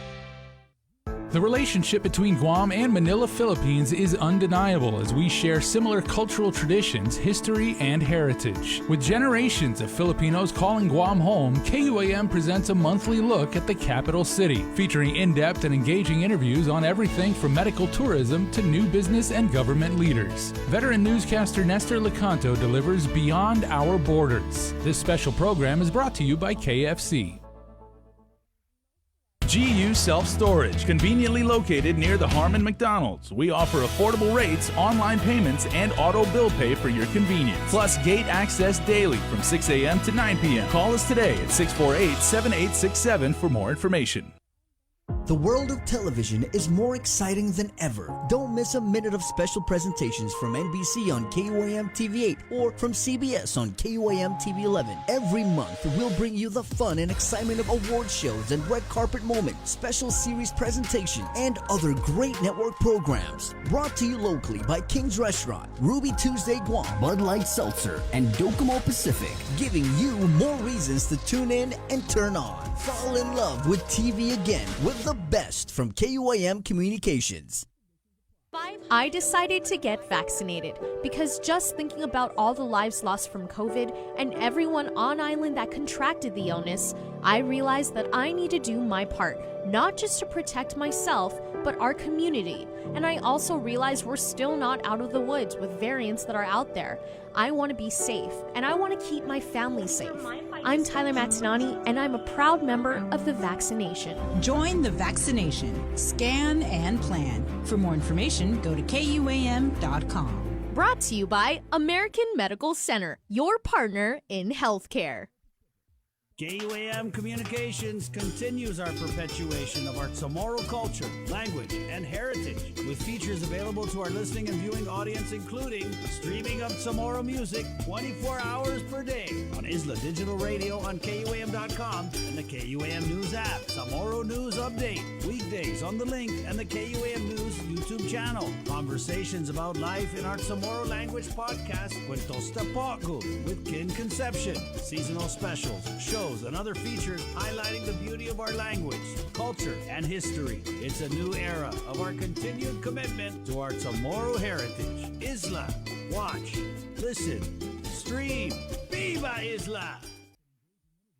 Catch SportsLink on the KUAM News Morning Show, The Link, every Friday to hear about the latest in sports news, game schedules, athlete profiles, and more. SportsLink, brought to you each week by Cure Alkaline Water and Mariana's Irrigation and Landscape, airs every Friday across the multimedia platforms of KUAM. Tune into the broadcast on Breeze 93.9 FM, on KUAM TV 11, live streaming through the KUAM News Facebook page, or view highlights on YouTube, KUAM News Facebook, and Instagram. SportsLink is hosted by Dave Delgado through KUAM Sports, and he will make sure that everyone knows what is happening on the fields, in the gyms, and everywhere in between.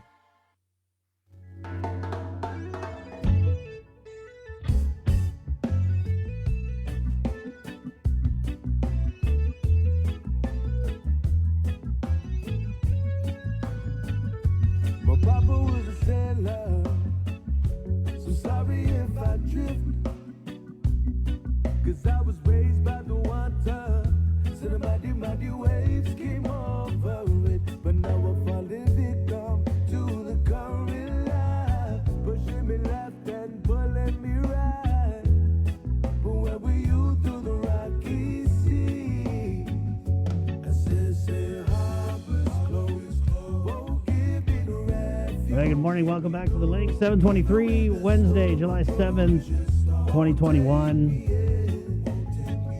Jason, Sabrina, Chris, proudly brought to you by Pacific Point, IT&E, Cabo Enterprises, and Jack in the Box. Controversial Bill 112. Bring the public hearing 5 p.m. today, right? Yes, 5 p.m. Guam Congress Building. At 7:23, one of the people who will be testifying at this public hearing tonight, we're bringing on Walter Duenas, who says his son was a victim of medical malpractice. And, I mean, long story short, that's kind of the center of this, the whole debate here is a lot of people who feel like they were victims or their loved ones, relatives, family members, victims of malpractice, simply can't afford to pursue a claim under the current law. And so we're going to talk with Walter and find out about his son's story. But Walter, just thank you so much, first of all, for coming on the show this morning. No problem, Chris. And we'll just go ahead and get right into it. If you could share a little bit about your son's medical history and the incident that led you to want to file a complaint, Walter. All right, sure. You know, when my boy was born in January 16 of 2008, he was born with a lot of challenges in life, okay? And one of those challenges in life was he was born without a butthole.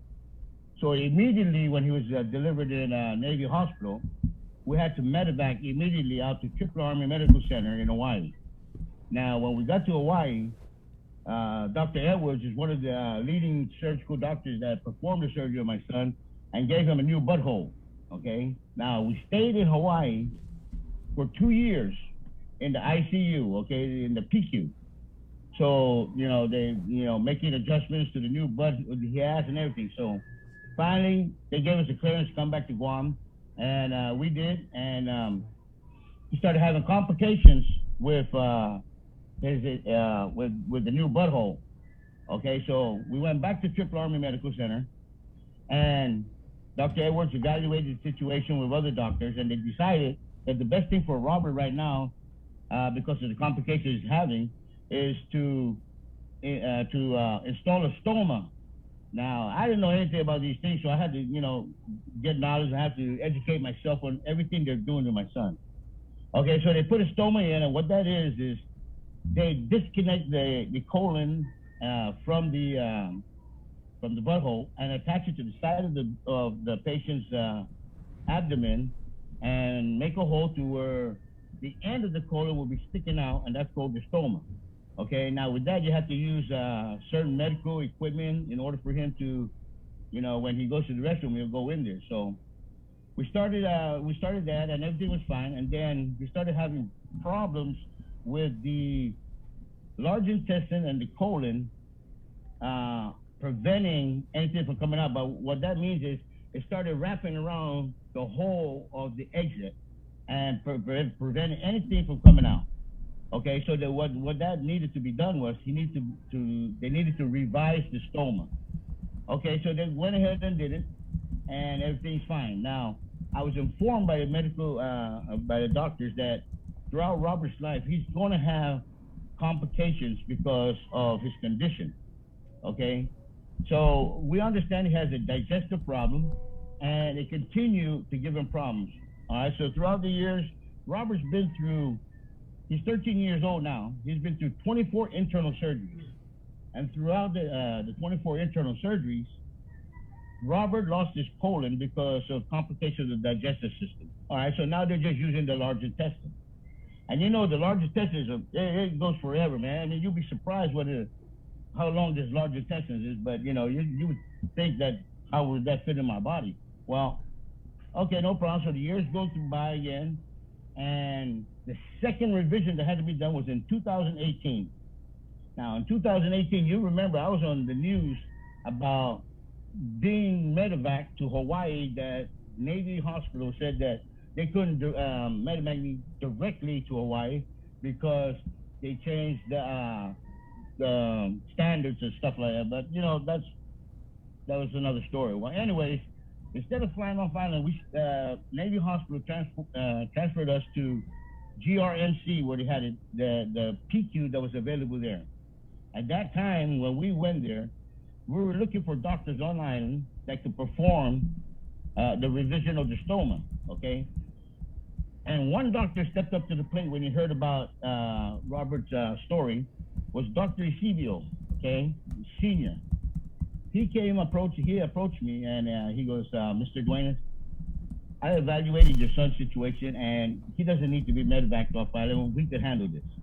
All right, so he took x-rays like what they're supposed to do, so to evaluate the situation more, and they took labs. After finding out the results, that's when he approached me and said, okay, we're going to go into surgery and we're going to revise this. So he did in 2018. All right, everything's fine. And, you know, we still know we're going to have complications down the line sooner or later. And in 2019, it happened again. August of 2019. This time I went to the emergency room at Navy Hospital. I informed the doctors what needed to be happened. See, I'm a parent that's got every document with me every time I go to the hospital concerning Robert. I have 10 discs of all his medical records on there that tells you what has been done in the past about procedures and stuff like this, okay? And when I went to Navy Hospital, the emergency room commander said that, Mr. Duenas, you can't accept your son here because we don't have a PQ. Okay, a PQ is a pediatric intensive care unit that cares for, our children, okay? Now, by him saying that, they said the only thing we could do is transport you to GMH. I said, no, I don't want to go to GMH. I want to go to GRMC because they have a PQ there. He informed me they no longer have a PQ at GRMC. I said, oh, Lord. Okay, so no problem. We went to GMH. When we went to GMH, as soon as we went into the emergency room, the attending doctor said, yes, we have to admit your son and find a solution to what we're going to do here. All right, I told him, I have all his medical records here on what we can do, and you guys either need to call Navy Hospital or call Tripler Army Medical Center because they know about Robert's history and they could advise you or suggest to you what you should do and how to do it. All right, so they admitted him up into the intensive care unit up in GMH, and they're looking for doctors, and I suggested to them, I said, if you get a hold of Dr. Eusebio, he'll probably be able to accept it and do it again, revise the stoma. They said, Dr. Eusebio's off island. All right, I said, okay, so what is our plan? Are you guys going to call Tripler like I suggested to you and see what we're going to do here? They said, no problem. So, you know, about a couple of days later, a doctor stepped up to the plate. I'm not going to mention his name right now, okay? But I will in the future, believe me. This doctor stepped up to the plate and said, Mr. Duenas, I'll take your son's case on. I said, all right, sir, I got all these documents right here on CD. I have everything you need to review and check what has been done to him in the past. And I said that also you could consult with your colleague, Dr. Eusebio, because he performed the same surgery in 2018, but he's not on island, and you could also consult with his son, Junior, okay? And I said you could also call Tripler and find out what you needs to be done. This doctor looked at me, and as arrogant as he can say, he said, "Oh no, I don't need all of them. I'll take care of your son. I will take care of your son like if it's my parent on that table." I said, okay, doc, no problem. And as we were going in, prepping him for pre-op, I saw him arguing with the anesthesiologist, okay? And I asked the nurse, I said, what are you arguing about? He said, oh, no, this doctor, he argues with everybody. I mean, he's so arrogant. That's what coming from the nurses there, okay? Now, he goes into surgery, and he comes out. Now, Chris, I'm going to tell you, in the past, okay, my experience with my son, okay, he was born in 2018. We went into 2019.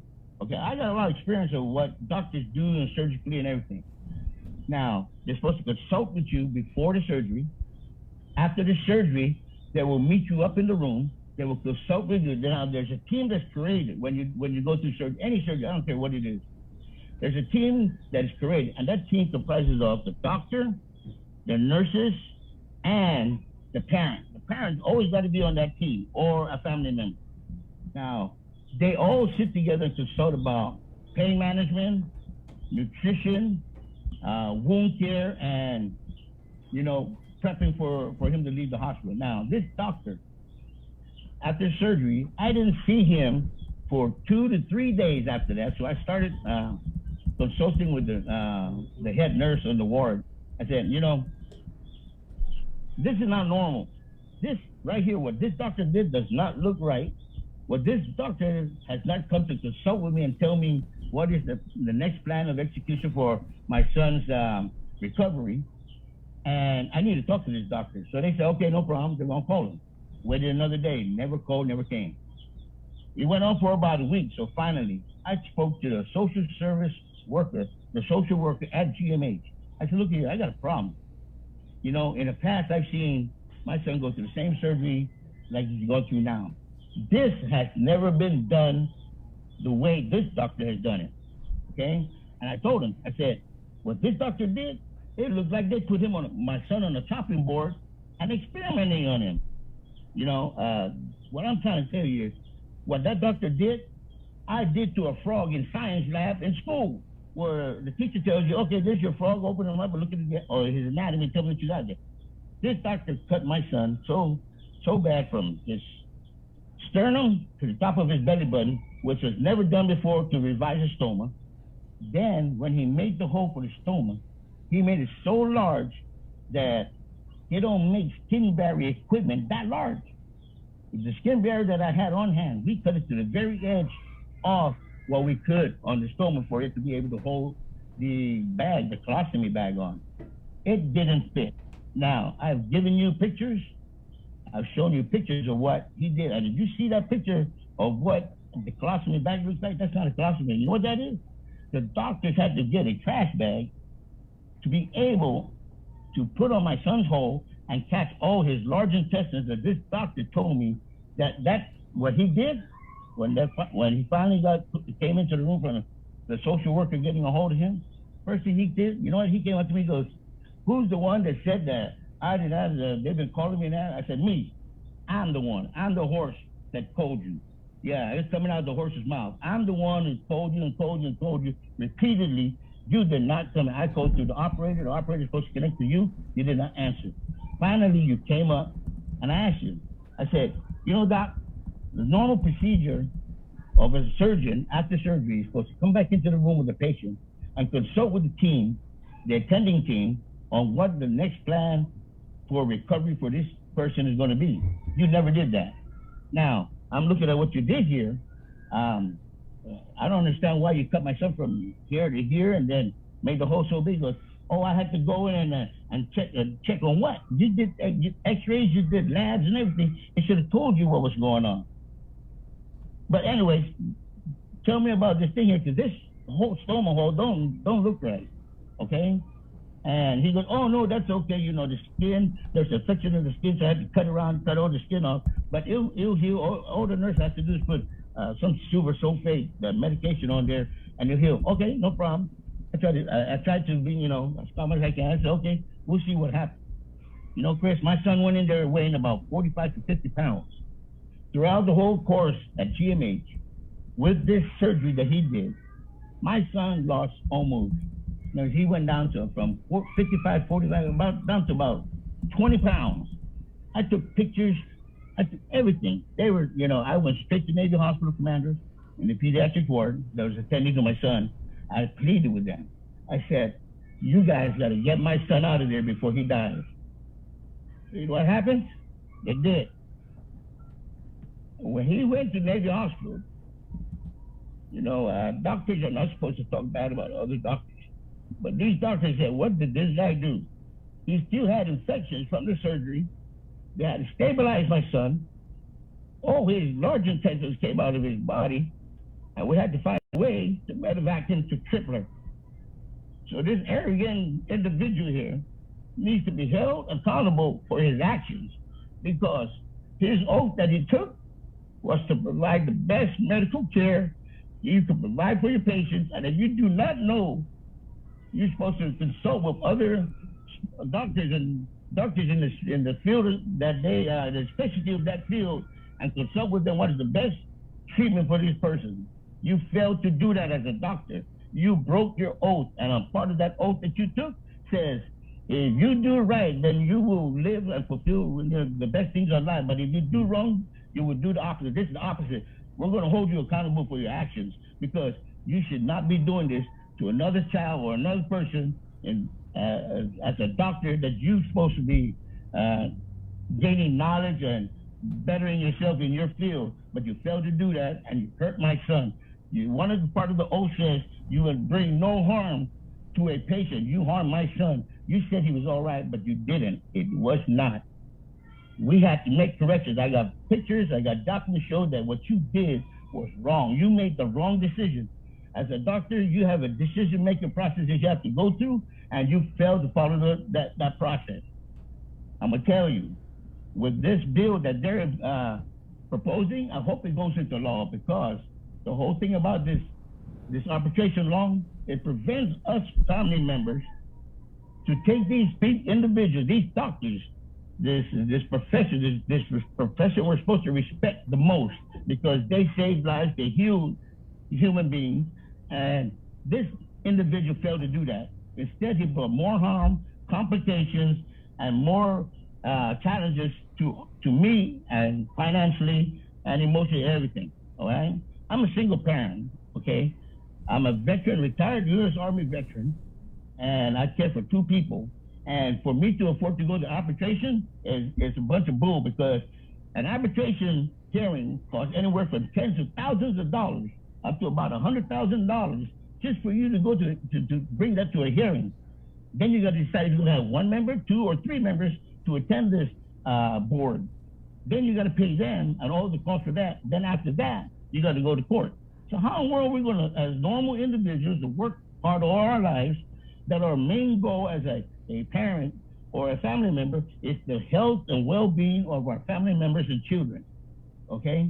And when I seek assistance to help me in the well-being of my child, all you did was hurt him more instead of helping, okay? Now, with this new bill that they're proposing, okay, it will change the law. That's what the legislatures, our senators that we elect, and the legislature's duty and responsibility to the community is, if the law doesn't protect the community and benefits Guam, then they need to make changes to that bill, make amendments, and implement it. Now, this is what they're doing with this arbitration law.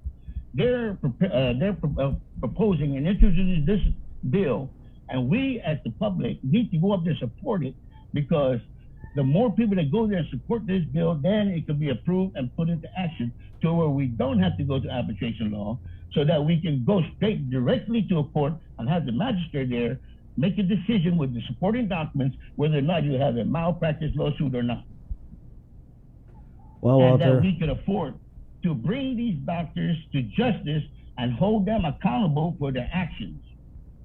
That's what needs to be done, Chris. Point blank.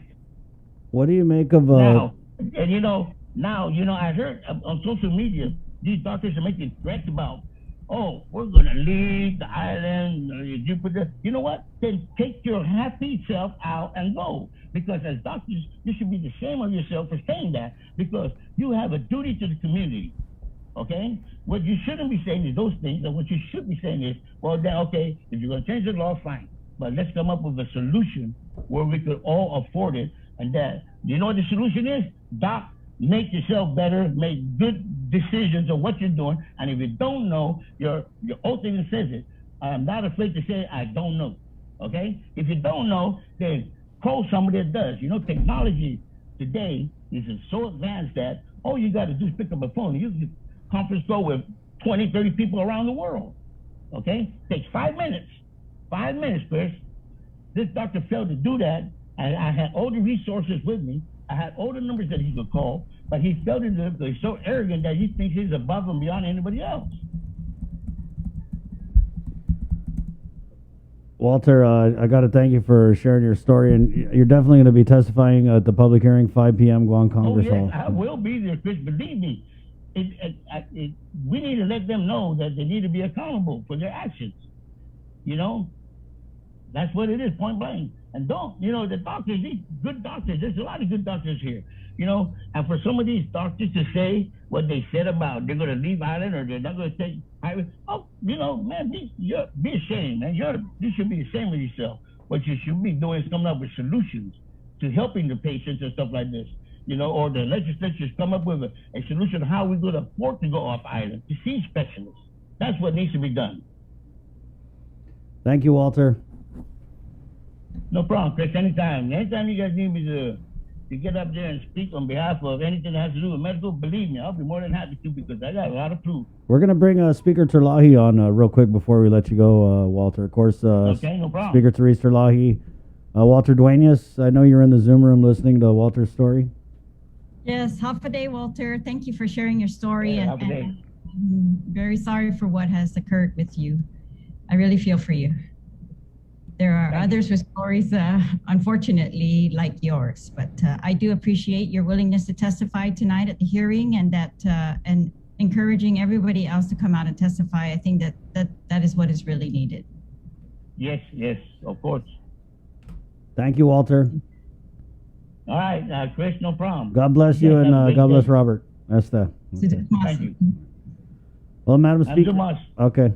Madam Speaker, you know, anecdotally, right, and a lot of times when you hear stories about families who feel like they've been, you know, victims of malpractice, when they find out is when the person, child, relative, or whoever was cared for locally goes off island, and then you get the off island doctors. I've heard it, gosh, so many times. What did they do? Who did this surgery? And that's kind of what happened in this instance, right? But again, that arbitration cost, I mean, Walter said right there he can't afford it. Tens of thousands of dollars. That's right. So, and that is really the whole purpose of this bill. It's just because it's been laid it's been laid bare in front of us as senators and as an entire community that we have a system of justice that is actually preventing a huge portion of our people from seeking that justice. And so we are just trying to correct that with this bill. We're trying to change this mandatory arbitration practice that is actually very costly, very expensive, and requires plaintiffs within 1 year to come up with a significant amount of money, including often $10,000 filing fees and, you know, up to $40,000 to $50,000 when you count in the arbitrator's fees, because it requires 3 arbitrators, 1 physician, 1 doctor, and 1 other person. And so just to cut down on those costs. And so we're trying to find a way, while we continue to recognize the importance of doctors in a community such as ours, our limitations in attracting doctors, we're continuing to recognize those. But I really believe that everybody had come to the table in the, you know, over the last couple of years, with the 3 hearings we had and the meetings that we held, and that everybody agreed that this is an issue we have to fix, and that we can't sit as a community and let only some be able to avail of justice and not the others. So when you say everyone agreed, and you had all these meetings, were any of them doctors? Because when you watch that press conference, they were just vehemently opposed to this legislation, and I'm wondering, is there any middle ground that can be found, or any sort of a compromise? Right. Well, no, that's correct. So, in the last, well, they're vehemently opposed to this legislation. That's correct. I would say most of the doctors. So that is what we are seeing right now. But unfortunately, a lot of them are advocating status quo. And when I say I thought we had an agreement, it's that I thought it was made very plain, not just for us senators, but for the doctors as well, through all the hearings that we had in the past few years, and that there is something unjust about this system that needs to be fixed. And so that's what I mean. And yes, they, if they're advocating for status quo, I'm looking for a better solution than that. That's not a solution for me. So I'm looking for something else. And so there are options, of course. We could pay, the government of Guam and the taxpayers could pay all the costs for a special process for doctors. For example, a costly arbitration process. That was one of the proposals made by the doctors. I didn't think it was necessary to put an additional burden on taxpayers to do that. I think I've come up with a bill that is reasonable, that it really allows patients and doctors to go to arbitration and to decide what those costs are going to be, as opposed to being mandated to go to arbitration under a very certain procedure and a very costly one. So in allowing arbitration by mutual agreement, this allows them to control the costs. And that's a big, huge thing. And if you're not able to go to court until you go to arbitration, then that's big, right? Then you need to be able to afford arbitration. Otherwise, you're denied from going to court at all. And so we've allowed for arbitration by mutual agreement. And this is what is allowed in every other case on Guam, every other type of injury that has occurred, and it's allowed in many other jurisdictions, that they encourage arbitration, but they don't require you to go to the most expensive type of arbitration. In fact, in a lot of jurisdictions, they mandate that the arbitration is going to be with a minimal cost, and they outline those. But anyways, we've also allowed in this bill for mediation. And so I think that, to encourage continued relations between the parties, mediation is an alternative dispute resolution that some other jurisdictions use. So I also put it in the bill that we would allow that, and not necessarily mandate arbitration, but allow you to choose arbitration or mediation. And if you cannot agree to either of those, then we have put it's like a backup. We put in a magistrate to be the hearing officer when you cannot agree for arbitration. Then it's this magistrate. And of course, I looked across every other jurisdiction to see what is fair in choosing a hearing. It's like a pre-screening panel, right? So in all the other jurisdictions that have pre-screening panels, I tried to see what is fair. And I think, I don't have the numbers right in front of me, but I do have the numbers. And a lot of these jurisdictions are court-appointed type screening panels. And they're, sworn to be impartial and to act as a judge would act. Impartial, without conflict, to examine all the evidence, to hear the expert witnesses on both sides. And so that's what I was trying to come up with.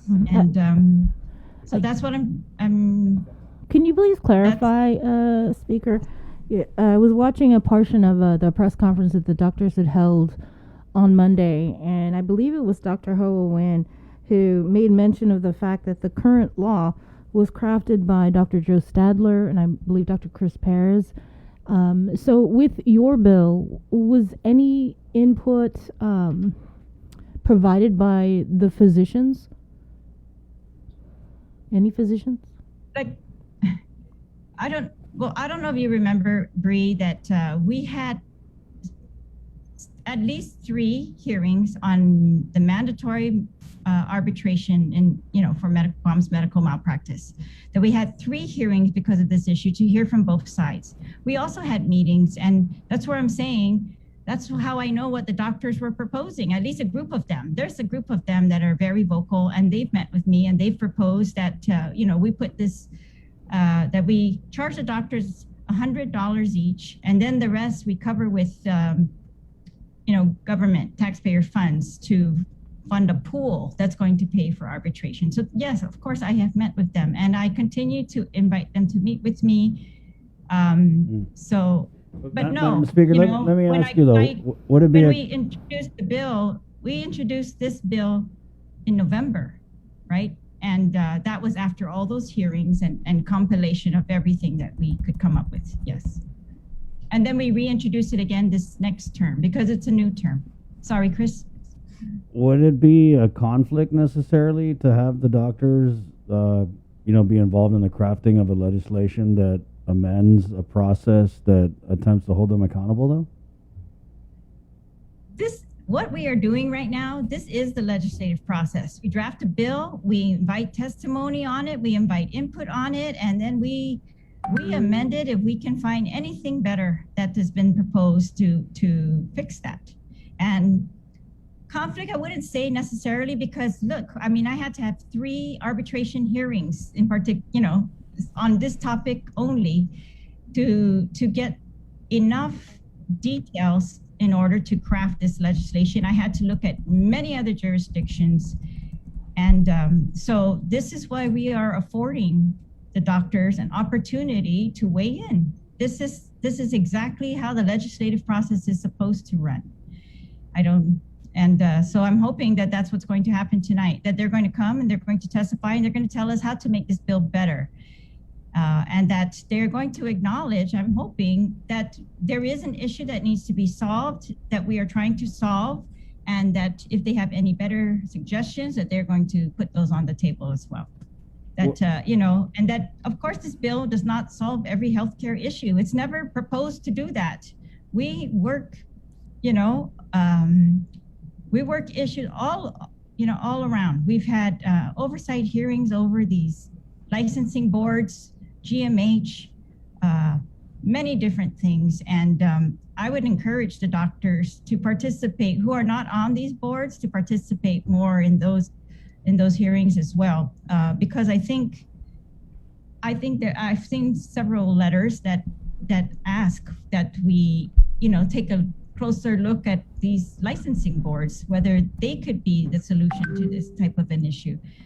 And, licensing boards are different. So right now our licensing boards, they will look at complaints, and they're supposed to be able to, suspend your license, revoke your license, or issue you a reprimand, or, dismiss the complaints. And so we actually haven't had oversights regarding this process because of complaints that the boards were not addressing complaints.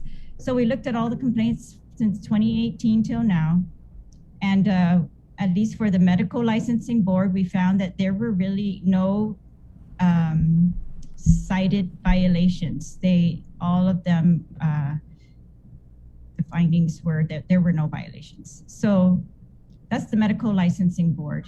And so we're continuing to work with these boards, to make sure that they get their money from public health, to make sure that each board is allocated what they're supposed to be getting.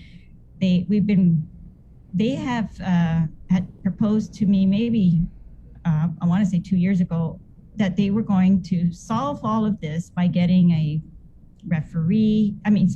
hearings officer from the Attorney General's office, a prosecutor that they were going to hire, an investigator that they would hire.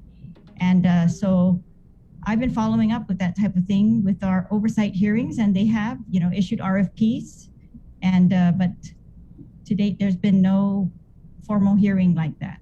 So most of the adjudications have just been done by the boards themselves. Madam Speaker, if you could also address, there's an issue I've seen several doctors bring up about Bill 112, and they say it's going to create a litigious environment, meaning it's going to make it easy for people to file frivolous claims. How do you respond to those points?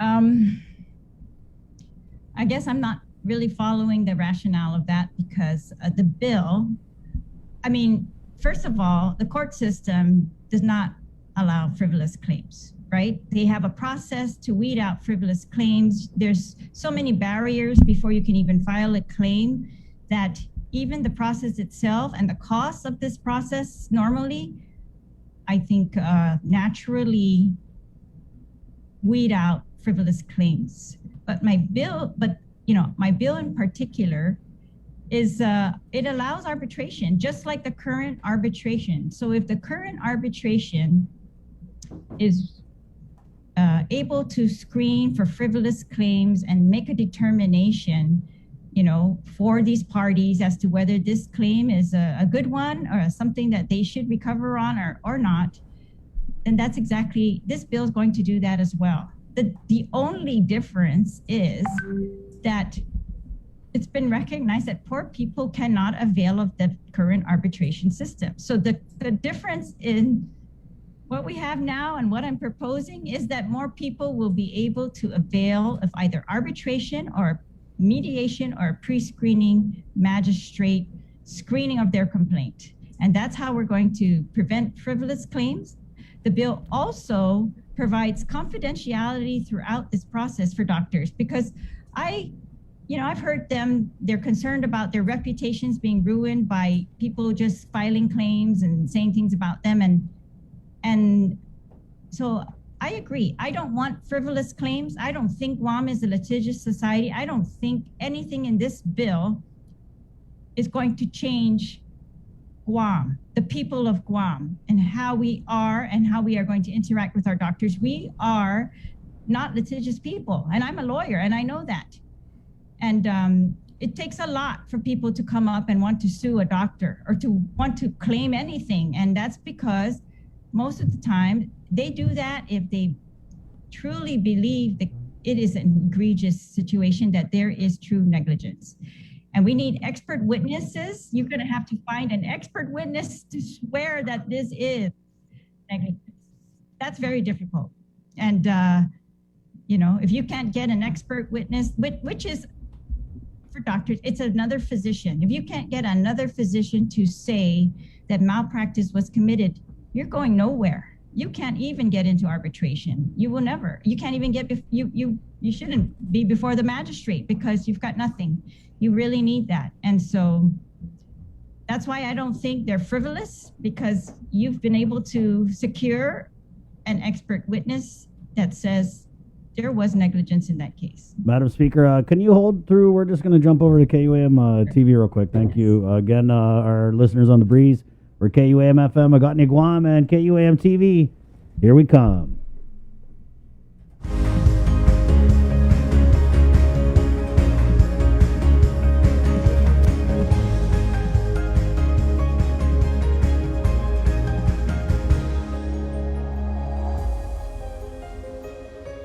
Good morning, Guam, and good morning, KUAM TV. My name is Chris. I'm Sabrina. Jason Salas. Of course, this is The Link, brought to you by Pacific Points, Cabo Enterprises, IT&E, and Jack in the Box. We have your news coming up shortly, but we're going to continue our interview with Speaker Therese Terlahi on the day of the first public hearing for Bill 112-36. Public hearing, 5 p.m., the Guam Congress Hall. Speaker Terlahi. I wanted to follow up on the press release, because earlier when the bill was introduced, there were, it was announced that there were all these co-sponsors to the bill. Then we saw the Vice Speaker, Tina Munoz Barnes, pulling out her co-sponsorship. What about everybody else? Are they all standing in support of this legislation? Are you aware, Speaker? Because there's quite a few of your colleagues. Yes, and I want to thank them for that at least, for sticking by the bill and allowing the public hearing process to proceed. And I think that's the only way, in the end, senators are going to make a final determination, and that is through a public hearing process, which is what we are trying to do. And so I want them to hear everything there is to hear regarding these bills. I don't think any of us should,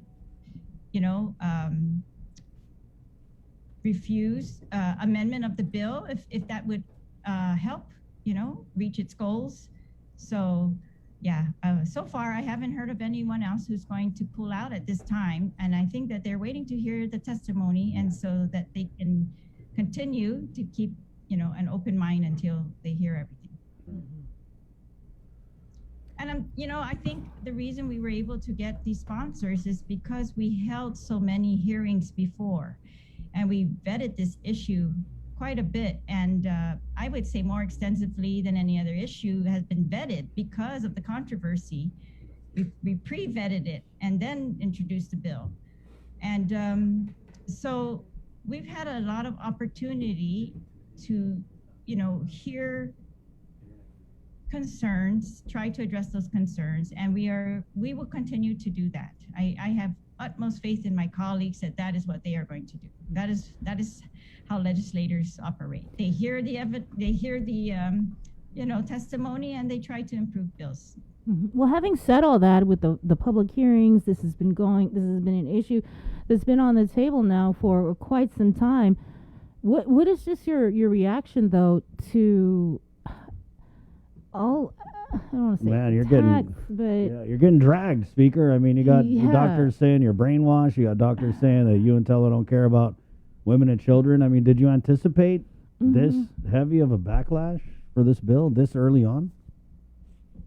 No, of course not. I didn't. Like I said, I really, maybe that is, naive of me, but I really believed that having vetted this issue in front of the entire community, that our entire community would agree that we would not stand for only the rich can seek justice if negligence has inflicted an injury or death upon their family. I didn't think that would happen. I really thought, like I had heard in some of the other hearings, that they would recognize, and I do hear this from some of the doctors, they recognize something has to be done. Let's find a way to do it. But what I think happened, I don't know, but they did react with a lot of fear of being sued. And I don't think that this bill necessarily leads to that. This bill gives options for pretrial screening, just like arbitration, mandatory arbitration is a pretrial screening.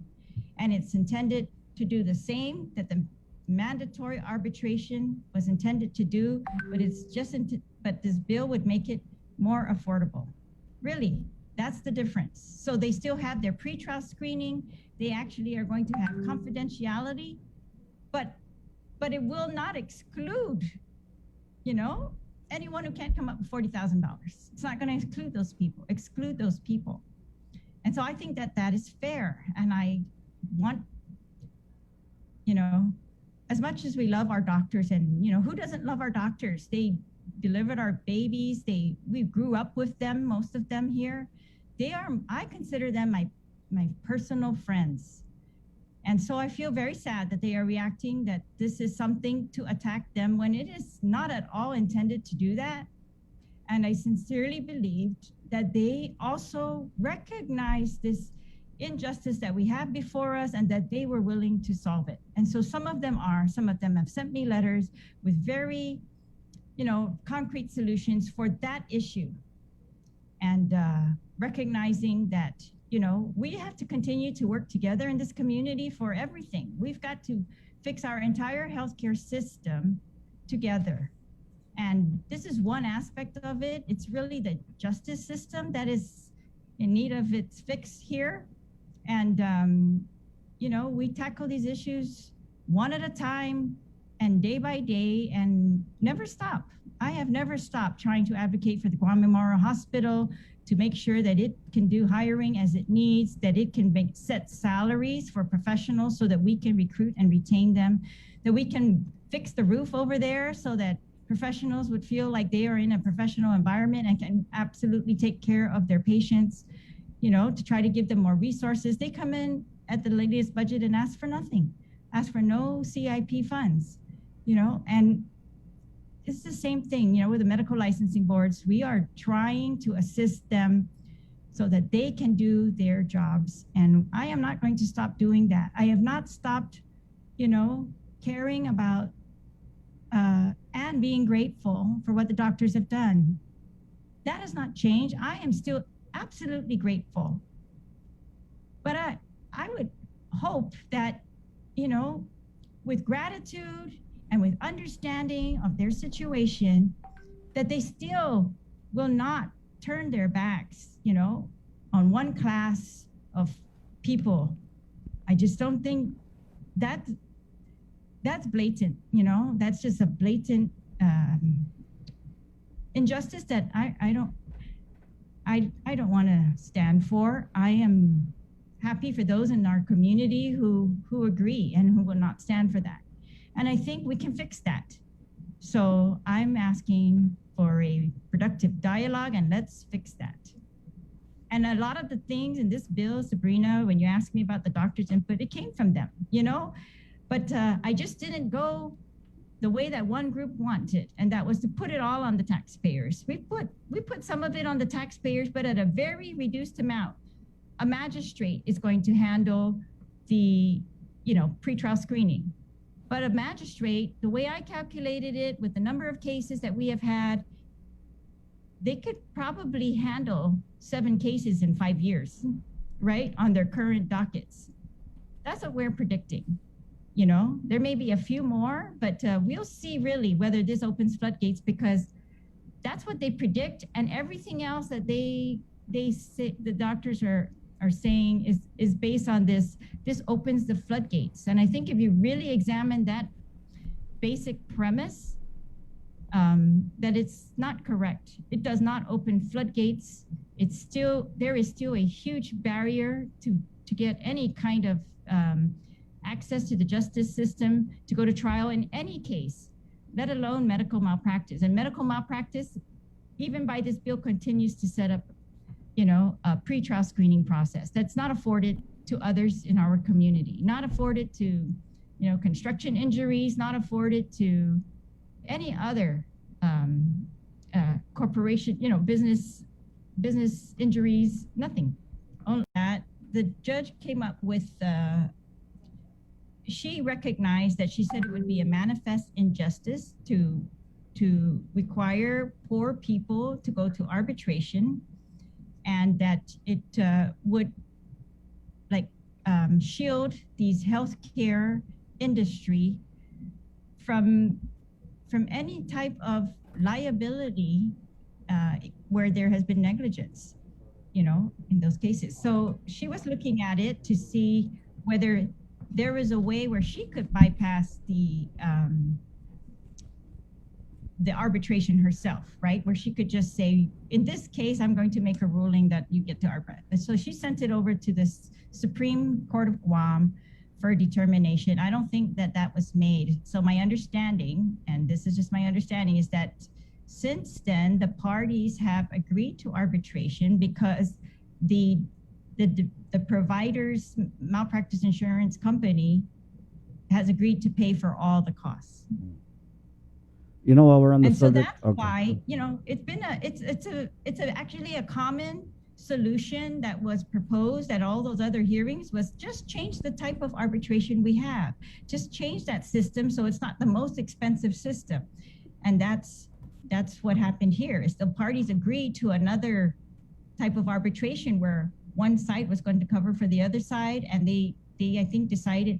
So that's what I want to do. By allowing arbitration under the Guam arbitration law, it allows the parties to decide how they are going to solve this, or how they're going to go to arbitration. Is it 1 panel member versus 3 panel members, right?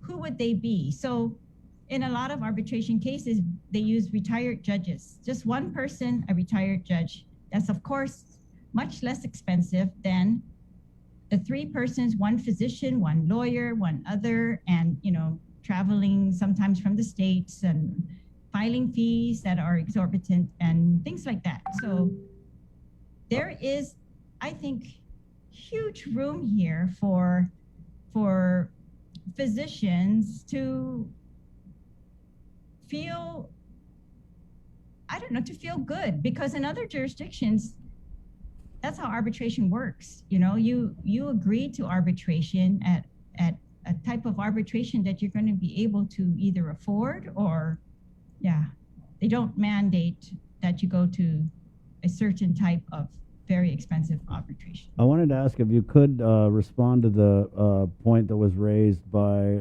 I don't know if it was one of the doctors. I saw it somewhere where they were saying a magistrate judge is not a doctor, therefore they don't have the expertise to review malpractice claims. Well, I would agree that a magistrate is not a doctor.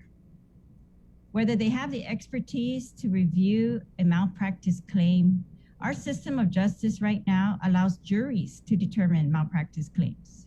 They are not doctors either. It also allows judges to review malpractice claims, and they are not judges either.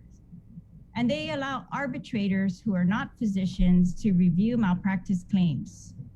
In fact, our law mandates that one of the arbitrators is a lawyer, and one of the arbitrators is a non-lawyer and a non-physician.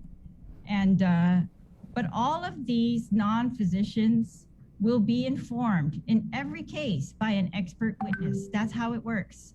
So in order to say that there was negligence, you need a doctor, a physician, an expert witness to come in and say to the jury, to the judges, to the magistrates, to any other screening panel, to arbitration panels, we need that expert witness to come in and say there was negligence and to explain why.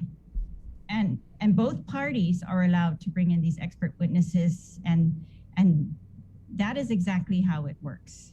So nobody is there's no the magistrate's not going to be making a decision in a vacuum. He's making a decision based on expert witness testimony. And of course, they're going to have to do their due diligence, just like a jury, just like judges, just like the arbitration panel that's never heard of this case before would have to do. It's the same thing. And the good thing about it is that magistrates are sworn to the Code of Judicial Conduct, just like judges. They're supposed to be impartial. They're supposed to, do their due diligence. And this is their job, is to mete out justice. So they're supposed to be fair. And so that's what I did. I tried to look around the community for who are we going to, if we were going to create a panel, who can we put on it? We've seen that the medical licensing board sometimes has problems finding doctors who will serve as expert witnesses in their licensing procedures or their, complaint investigations, because they don't want to go against anyone else in their own community. We have a small community. And so I didn't want that either. And I didn't want the plaintiffs to think that they were, anyways, if there are other ideas, I'm open to that. But I looked across every jurisdiction to see how they create their panels. And I tried to come up with where on Guam we could fit this in without huge costs, where on Guam we could fit this in that would be fair and would be fair to all sides. So the hearing is 5 o'clock tonight. How is this going to work? So some people will be testifying via Zoom. Others will be there in person. What I want to on this hearing, and that's because of my experience in the last hearings. When we go to 10 p.m., I just thought people were getting very impatient and they frustrated, and tempers were flaring. So I want to try to avoid that type of thing. So I said the hearings are from 5 to 8:30, and I've set 2. And if I need to set more, I will do that. But I am going to try to get a mix of the people who've already signed up to testify. We already have quite a bit. And anyone who shows up, of course, can sign up, and we're accommodating those who are not able to be physically present, and we're going to accommodate them by Zoom. So again, it's tonight, July 7. It's also July 12th. So if you're not able to testify tonight, please sign up for July 12th. And so I'm hoping we're going to get through everyone. I'm not going to cut it at 8:30, but I'm going to, that's my goal, is not to go so late that the senators can't hear anything anymore, right? And that they're still fresh enough to really comprehend and have patience, and that everyone will be able to have patience with each other. So we will continue to accommodate testimony, and we will we're still accepting written testimony, and you can still call my office anytime you want. But yeah, we're going to try to do a mix tonight. Yes, patients really want to be heard. I think they need to be heard as well. I agree with you.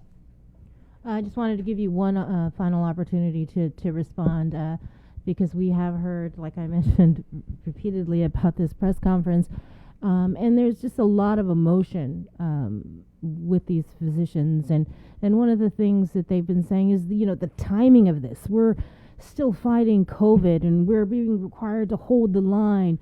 We're saving lives here. What is your response to that? Because they feel like you're attacking them. And is that relative to this bill? Well, if they, most of these physicians have been here for the past 2 years, and they know that we have been discussing this for 2 years at least, right? And that the complaints that come up before I even became a senator about our mandatory arbitration, that they continue to raise issues.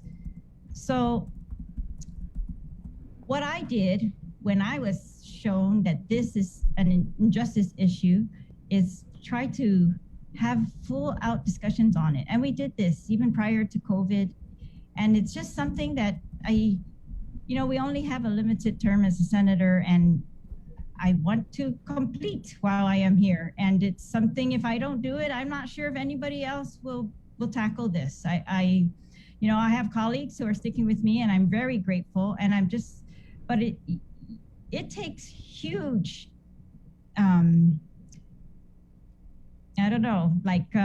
willingness to be attacked just to make this shift in our justice system, just to ensure that the poor people can get access as well. And that's all I'm trying to do. I was not trying to attack any doctors. I have no idea why they're calling me a bully, brainwashed. What did you say, Chris? You don't care about women and children.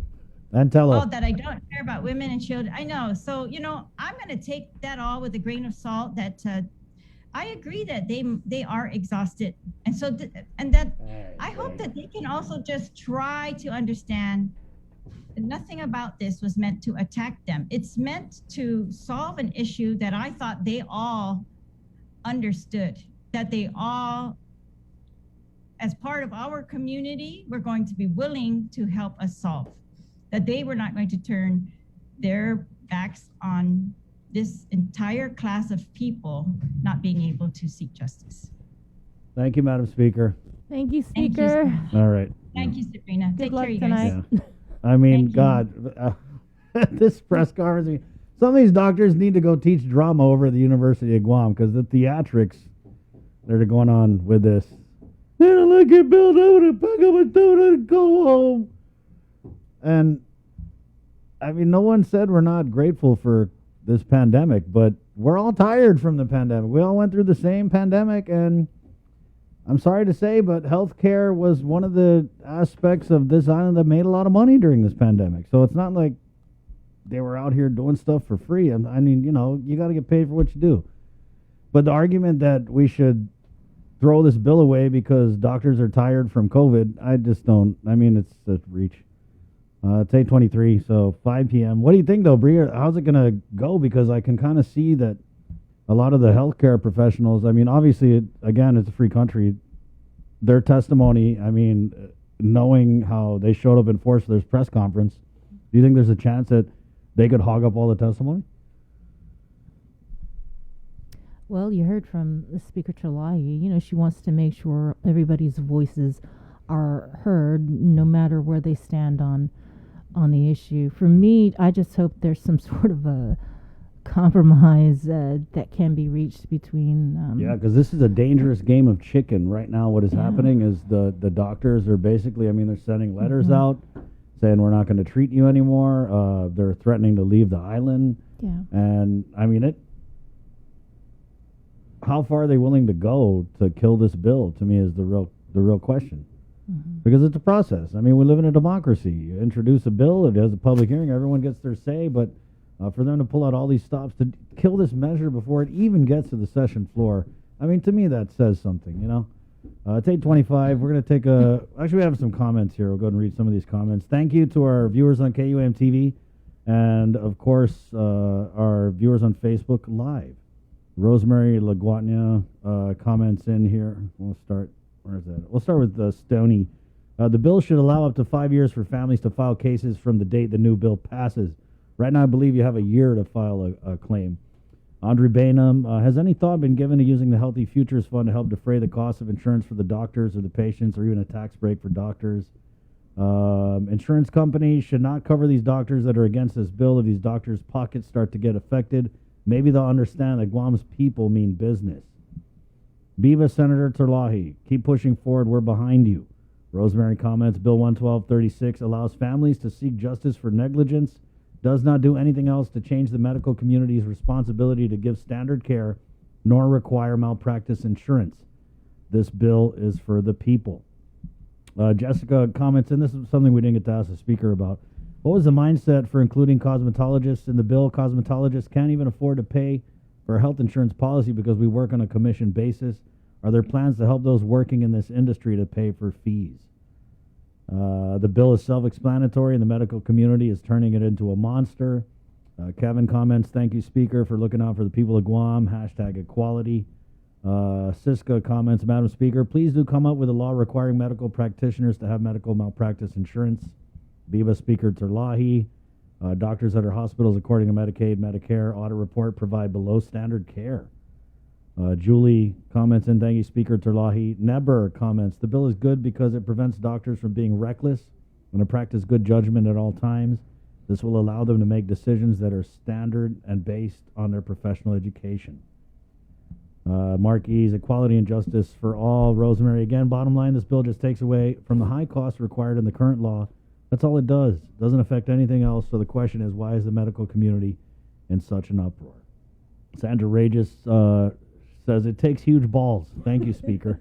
I think that's the word the Speaker was looking for. She was hesitating for a moment. Yeah. She goes, I think it takes a lot of gumption. I was like, no, it takes some cojones. It takes a lot of uterus is what it takes, okay? It takes some big, hairy cojones. There's got to be a female equivalent of like it takes balls, because I know that. Anyway, so, yeah. Marie Solis comments, thank you for looking out for the people of Guam. We're behind you 100%. JG Timing Low, number one, Speaker Terlahi, keep strong for our island. So it's definitely interesting to see that, but it does say something that the people who are really against this bill are the doctors and the nurses. But if you talk to anybody out on the street and you present, the argument that right now only people who have, tens of thousands of dollars in the bank can afford to even pursue a malpractice claim, I think a lot of people see it as really simple. Well, we're going to take a break. It's 8:27. We're going to do news coming back right here on the link. Good morning. GU Self-Storage, conveniently located near the Harmon McDonald's. We offer affordable rates, online payments, and auto bill pay for your convenience. Plus gate access daily from 6 a.m. to 9 p.m. Call us today at 648-7867 for more information. The relationship between Guam and Manila, Philippines is undeniable as we share similar cultural traditions, history, and heritage. With generations of Filipinos calling Guam home, KUAM presents a monthly look at the capital city, featuring in-depth and engaging interviews on everything from medical tourism to new business and government leaders. Veteran newscaster Nestor Lecanto delivers Beyond Our Borders. This special program is brought to you by KFC.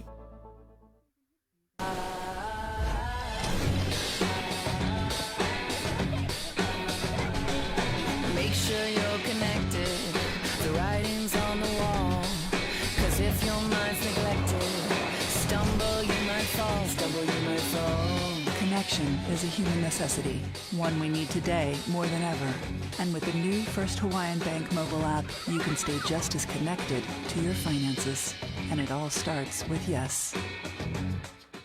After a year with so many games and events delayed or unplayed, the world is ready for anything and everything in the world of sports. KUAM Communications is ready with more games, more championships, and more specials that are guaranteed to bring out the fan in you. Don't miss a minute of gameplay from NBC on KUAM TV 8 or from CBS on KUAM TV 11. Every month, we'll bring you the action and excitement. Brought to you locally by Michelob Ultra, Superior Light Beer, Marianas Irrigation and Landscape, and Docomo Pacific. Just more great reasons to tune in and turn on so you'll fall in love with TV again with the best from KUAM Communications.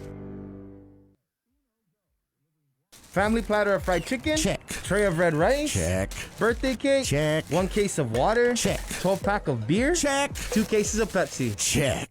When you have a long checklist but are short on time, we got you. Get it delivered by us. Order on the app or website at uno-go.com. Guam on demand. Shoot, I forgot the paper product. Oh wait, UnoGo has that too. Do you feel like you're missing out on something? Make life more rewarding with Pacific Points.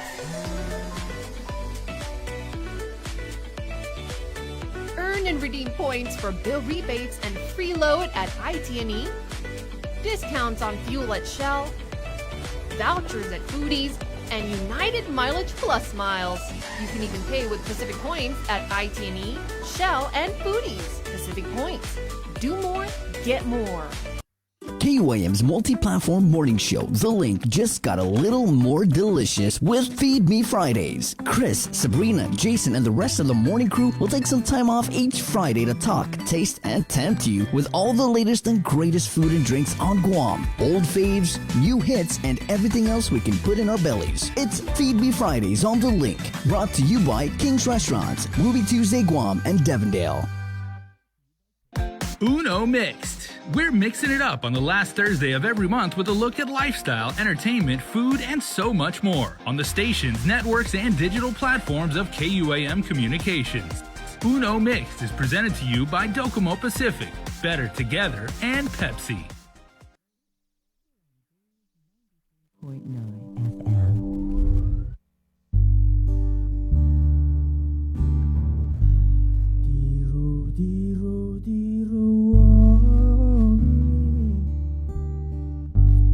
Each and every one of you, we are very, very happy just to see you today. We are very, very sorry. We don't have much to offer you. Yes, he puede now we're all together.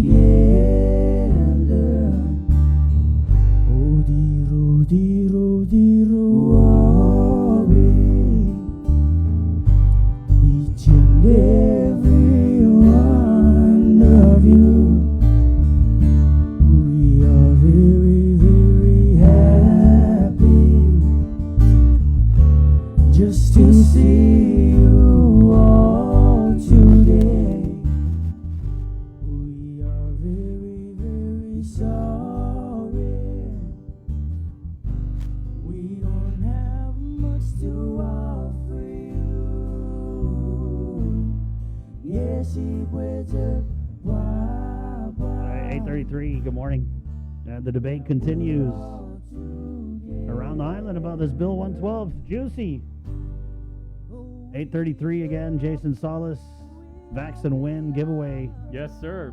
So today, of course, it is Wednesday, and every Wednesday for 6 weeks leading up into Liberation Day, the Guam Visitors Bureau and Adelup are going to be giving away a brand new car. I'm sorry. A brand new car! There you go. And $10,000 cash. There you go. All right. Speaking voice again. Yeah, so today at 3 o'clock, I reached out to our friends at GVB, and our buddy Josh Tikenko said they're shooting for 3 o'clock today, so that's going to be on the governor's Facebook page. We're going to share that, of course, so all of you can see and meet and congratulate the winners of $10,000 in cash and the car. Now, remember, week one was the Mitsubishi Mirage. Week 2 was the Nissan Versa. Last week was week 3, of course, and that was the Kia Soul. This week, Josh tells us, is the 2022 Hyundai Kona Compact SUV. So someone is coming away today with a mini SUV. Chris, this is the Hyundai Kona Compact, not the Hyundai. It's Hyundai. Yeah. Hyundai rhymes with Sunday, Jay. Yeah. What? I've got a question. I've always wondered that. Why is that one neighborhood in Santa Rita Hyundai? I don't know. Is that the proper way to say? Well, when I hosted stuff for Cars Plus, they said it's Hyundai rhymes with Sunday. So. But anybody from that neighborhood, like I've got a lot of friends that live like down there, including our own, Pete Anderson. It's probably got something to do with maybe like the contractor or I don't know. My friend Rhoda Bamba, who's now with like the Guam national team, she grew up there and everything. But they were always like, "Oh yeah, Hyundai, it's a wonderful place to live." Hyundai. Didn't former speaker Tony Pinko, wasn't he from around that area? Yes, he was. Yeah, Yep, Hyundai. totally. Great place to trick or treat. Pre-COVID, pre-COVID, Yeah. guys. So that's at 3:00 today, guys. Vax to win. It's probably a little bit late for you guys to get your entries in for week 4, but you still got 2 weeks, week 5 and week 6. So make sure to go to GuamVisitorsBureau.com/VAX. You would think by this point I would memorize you. I know. Guam Visitors Bureau. Visit Guam.com/VAX. It's 8:35. Let's go ahead and do the news now from the KUAM news team with the very latest. Sabrina Salas-Mantanani. Good morning, Sabrina. Half a day, everyone. Controversial Bill 112 goes up for a public hearing today. The measure, according to the bill's main sponsor, Speaker Teresa Lahi, is intended to address those harmed by medical negligence who cannot afford approximately $40,000 to $50,000 for mandatory arbitration while ensuring confidential screening and protection of doctors against frivolous claims. The bill proposes to allow arbitration at reduced costs as agreed to by the parties and to enact a case screening system through a magistrate judge for those who do not agree to costly arbitration. Under the current law, costs of mandatory arbitration have deterred the filing of claims by those who cannot afford the upfront expenses, in addition to only having 1 year to raise the funds and file a claim. Several local physicians, however, have come out in strong opposition to the measure. They say ending mandatory arbitration, where a 3-member panel can pre-screen a malpractice claim to determine if it has merit, would have a chilling effect on their current practice. They say doctors would be reluctant to stray outside of their core and would more likely opt to refer patients to off-island specialists and subspecialists, all to avoid costly potential litigation from patients who may be unaccepting of bad medical outcomes. Doctors were also critical of the timing of the bill, which comes as frontliners are already under siege in the midst of a challenging pandemic. The public hearing on Bill 112 is scheduled for 5 p.m. at the Guam Congress Building. Superior Court Judge Vern Perez has issued an order in the case involving the termination of former high-ranking police officer Mark Charfus. The former police colonel was disciplined and later fired for his actions in a Christmas Eve 2016 incident when he publicly reprimanded subordinate officers who were responding to an illegal fireworks complaint in his home village of Agate. The Civil Service Commission upheld his termination for insubordination. Charfus had violated a direct order not to speak publicly about his termination until the case was investigated. The former police colonel, however, spoke to local media claiming the order was a violation of his freedom of speech. The court, however, found otherwise and that his rights were not violated and therefore sustained the termination. With more news, here's Tyler Mazzanani. This news update is brought to you by Pacific Points. Do more, get more. Buenos and half day, everyone. I'm Tyler Mazzanani with your headlines here on The Link. Could it be the start of the long road back to tourism recovery? The first organized Airbnb tour group from Taiwan arrived Tuesday, and local visitor industry officials set up a special welcome for them. Nestor Lecanto reports from the airport. It was an exciting moment for the small crowd gathered to watch the EVA Air flight taxi in. 164 passengers from Taipei stepped off the plane to become the first organized package tour group to arrive here since the pandemic. Tourism officials, including GVB President Carl Gutierrez, Chairman Milton Morinaga, and Airport Executive Manager John Kinata were on hand to welcome them and were excited by the arrival. I know for a fact that, in the next 2.5 weeks, we'll have 2,160 people coming in and then into August also. So it's, and that's just, there's some more on the block of filling up more charters. So this is going to really spell it out well on how we handle them. This is a wonderful news. It's just the first batch of group of people coming from Taiwan, and we were always banking on Taiwan people to come here. And with this Air VNV, the word is out. Awesome accomplishment and milestone today. Gutierrez says the easing of the quarantine restrictions was key. Well, we couldn't have done this without the lifting, and I thank Governor Liu for doing that and picking July 4th, not anything later because of our first flight today, July 6th. It was very important. GVB's Morinaga says officials also ensured that both passengers and residents will be safe. We made sure that when they arrive, they go through their PCR test and their medical is perfect, safe, then they're released. And the airport also sees encouraging signs from the one signatory carrier, EVA Air. We had a meeting with them, a real positive meeting with them this morning, and it looks like more flights are being scheduled to come here. Gutierrez says what he'd also like to see is more businesses that cater to tourists opening up. I believe that the advent of these flights starting to come in will give them some hope. They'll see people walking around Tumon. They'll see Pleasure Island filled up with people, where there's only like 500 at a time. But they'll see them, and they'll see that there's a liveliness coming up, and giving them hope that maybe it's time to open up. And I hope that they will. For Guam's News Network, I'm Nestor Lecanto.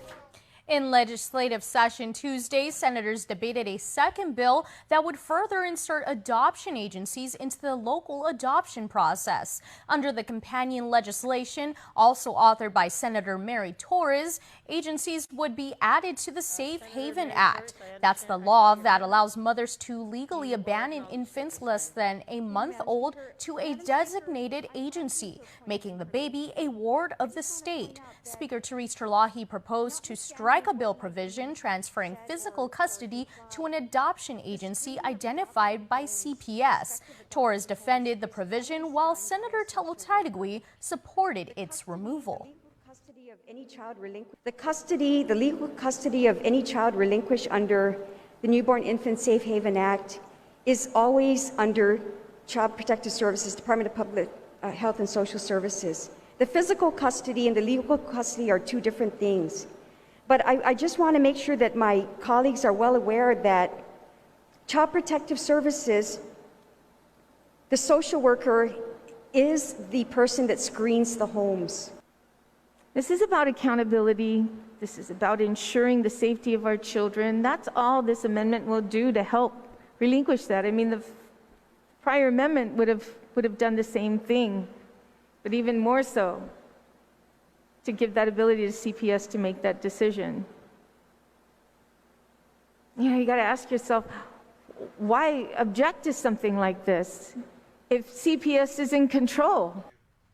The bill was moved without objection to the third reading, filed for later voting. Jigo residents no longer have to drive 2 villages down to get their mail. We take you up north to see how they're reacting to the reopening of the Jigo post office. Long drives and wait times are no longer an issue for Jigo residents. For 2 months, the Jigo post office was closed due to an ongoing investigation being conducted by Guam postal inspectors. Jigo resident Lynn Bendixson says that she was waiting in line for hours when the Barrigada switchover first started, bringing a new meaning to the term snail mail. The first time we went there was about 2 hours. Bendixson expressed how it's a big relief now that the Jigo unit is reopened. Meanwhile, Roy Mendiola says he's happy because he no longer has to drive down to Barrigada to get his mail, and explained how you just never knew how the crowd was going to be. Some days you go there 5 minutes later and the line's long. Some days there's 4 people. So actually it's good. Now we don't have to travel far. One resident, Carol Molina, was able to observe peak times and strategize when it was best to go to the Barrigada facility, and said that the wait times didn't discourage her from online shopping. Tuesdays, the packages come in, so there's going to be a lot of people. So I think you just really time it right and then you'll be all right. Guam Postmaster General Tammy Shunin commented that she's happy to say that the Jigo CPU is under new management and is now open for regular business. After serving 31 years in the Army, Colonel Ronnie Delfin has retired. Delfin's retirement ceremony was held at the National Guard Bureau in Washington. It was presided over by Major General John Adney, Deputy Director of the Army National Guard. In a statement to KUM News, Colonel Delfin said, quote, "I've had the privilege of serving with some of the finest soldiers in the greatest army in the world. The leadership experiences and the lasting friendships will remain with me for the rest of my life. As I take off this uniform, I am confident that those who remain behind me are the finest our nation and island have produced. I owe everything to my family, mentors, and friends who have taught me so much and supported me on this journey." And then finally, obviously, we all know that for every great soldier's career, there's a great spouse behind it, a great family. So I can't thank my wife enough for putting up with me, especially over the last couple of years. Sometimes stressful environment that we work in, and you dealt with all of that. You dealt with me being away, taking care of the kids. I can't thank you enough for all that you do. I love you.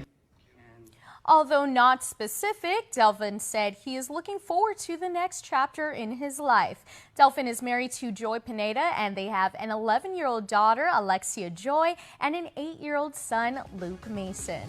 That's it for now. We'll see you tonight for KUM News Primetime. This news update is brought to you by Pacific Points. Do more, get more.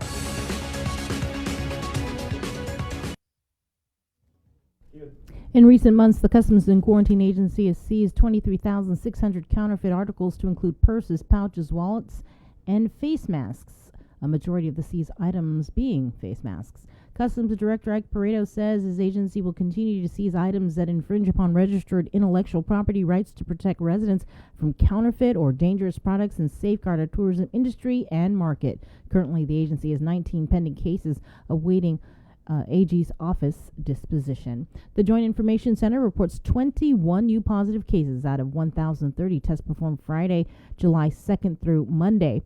10 were identified through contact tracing. 2 reported recent travel history and were identified in quarantine.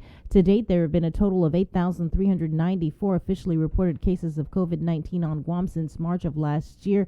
There have also been 140 deaths.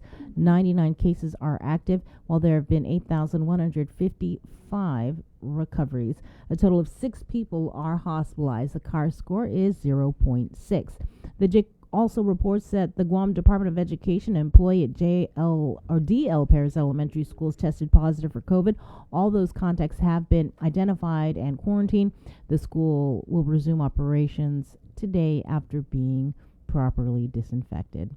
As for vaccinations, a total of 91,306 people, or 76% of adults, have been fully immunized on island. Tens of millions of Americans celebrated the nation's 245th Independence Day over the weekend, including President Biden. The president and top administration officials also used the holiday to push more Americans to roll up their sleeves as the more transmissible Delta variant spreads in all 50 states, particularly among the unvaccinated. Skylar Henry reports. Parades, packed beaches, family barbecues, and fireworks. Millions of Americans across the nation gathered over the weekend for a 4th of July that looked much different than last year's. Today, we are closer than ever to declaring our independence from a deadly virus. That's not to say the battle against COVID-19 is over. President Biden hosted a celebration of around 1,000 frontline workers, service members, and their families, his largest since taking office. During the event, he sounded the alarm on the rise of the more contagious Delta variant, which now makes up more than a quarter of all new COVID cases nationwide. California Governor Gavin Newsom tweeted Monday it is now the dominant strain in his state. The best defense against these variants is to get vaccinated. So far, around 67% of all American adults have received at least one dose of the COVID vaccine, just shy of the president's July 4th goal of 70%. We still have hundreds of Americans dying every week of this disease. 99+% of them are people who are unvaccinated. The White House says it's prepared to mobilize surge teams to parts of the country with higher rates of vaccine hesitancy. Skylar Henry, CBS News, the White House. Guam Customs Director Ike Barreto is standing by, but not until we take on Chamorro News with Uncle King Conception, brought to you by First Hawaiian Bank. Buenos updates to get sunto gifinut sa morgan ni KUAM News. Presenta ni Familian Mizo gi First Hawaiian Bank. Siniha banti tinituhunisan na nakunatalan para tatigi tourism. Ifinit na organisasyon Airbnb na grupong turist sa manmato ginigab ginin Taiwan. Official tourism guini sa manalisto sen na espesyal na binido para siya. Sen na maguf para dyan na grupo siya ane manananggay bat kunairin Eva Air umahalo manay luman. 164 na pasahero ginin Taipei sa manunog ginin Batconari. Siya finin na dupusi na grupong tourist numarganisa numan matumagi disti pandemic. Official si Hagui sa presidente ni GVB si Carl Gutierrez, chairman ni board ni GVB si Milton Morinaga, dyan Magasi Airport si John Kinata. Manistaba todo pero manay bisitata, buen benido. Ilang niya si Gutierrez na tumaygwi ni ST sa pagririnibahan niya reglamento ni Kunarentina. Ilang niya si Marinaga na i-official siya sa manat siguro na pasahero siya dyan ni residente gwini sa Sempio Fansensafu. Ima sa sunto, afa mohon mo diyong nalusot mo sa DCI Clinic binakunan COVID-19 datanggin tahagoy herd immunity na estaw.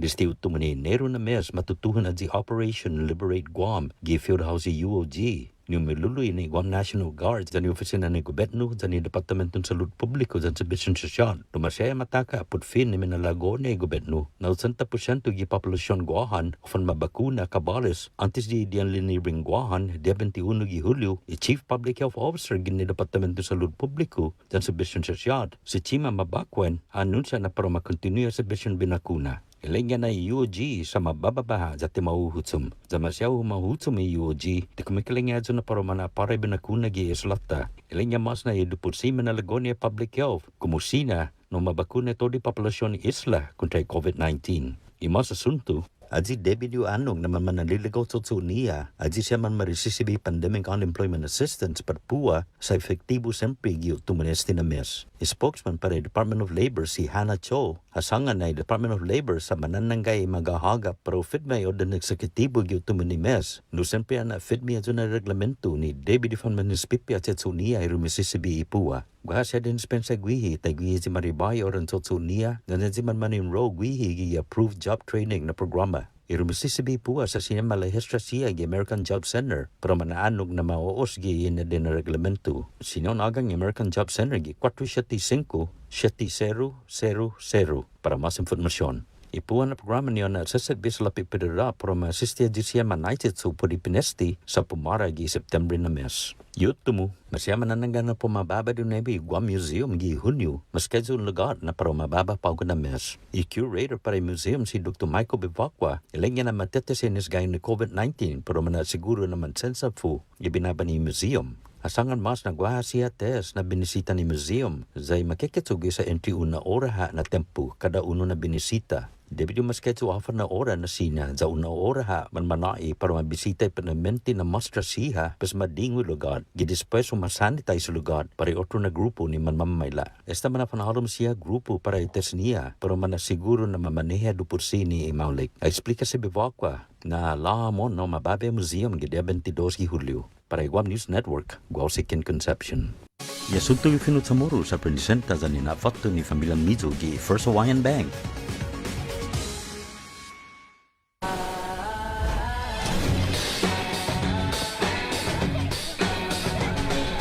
Make sure you're connected. The writing's on the wall. 'Cause if your mind's neglected, stumble you might fall. Connection is a human necessity, one we need today more than ever. And with the new First Hawaiian Bank mobile app, you can stay just as connected to your finances.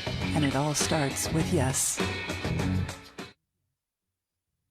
Uno Mixed. We're mixing it up on the last Thursday of every month with a look at lifestyle, entertainment, food, and so much more on the stations, networks, and digital platforms of KUAM Communications. Uno Mixed is presented to you by Docomo Pacific, Better Together, and Pepsi.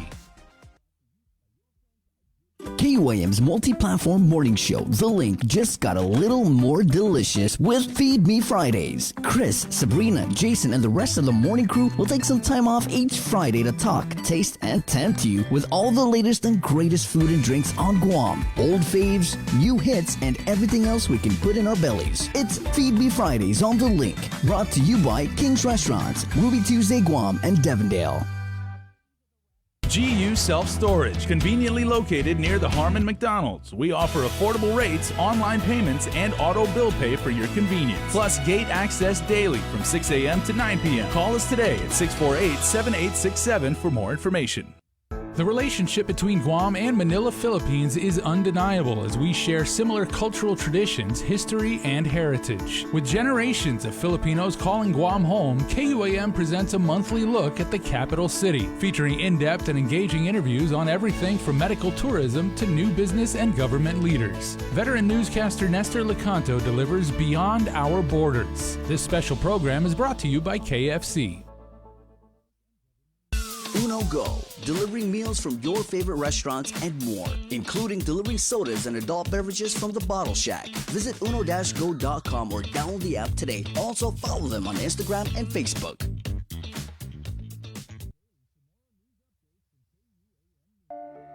My whole family is fully vaccinated because we understand the importance of it. I've seen my daughter, her boyfriend, and friends endure COVID, and I've lost family members because of the virus. I chose to get vaccinated to protect those around me, and most importantly, because of my parents. I'm Jonah Gancharfris, KUAM Senior Producer, and I'm a proud member of the vaccination. Join the vaccination. Scan and plan. For more information, go to KUAM.com. Brought to you by American Medical Center, your partner in healthcare.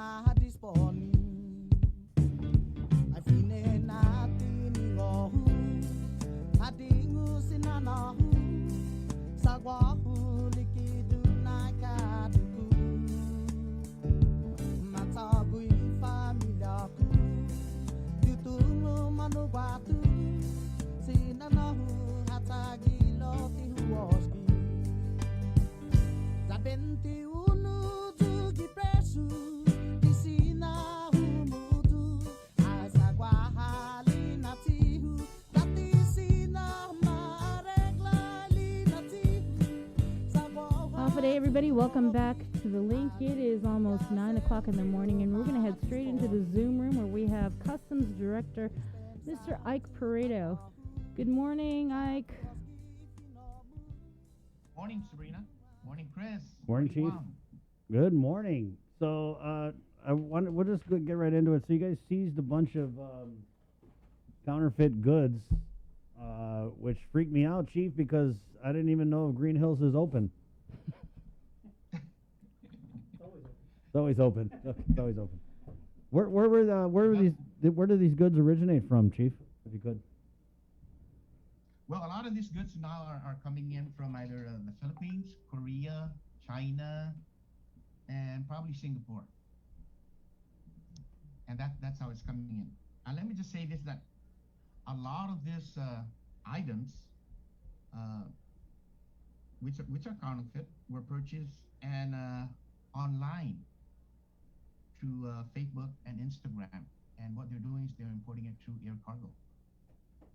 And we're not seeing a container load, but what we're seeing are individual shipments that are coming in through freight here at the airport.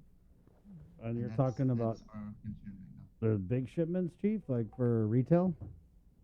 Yes, a lot of them are considered resale.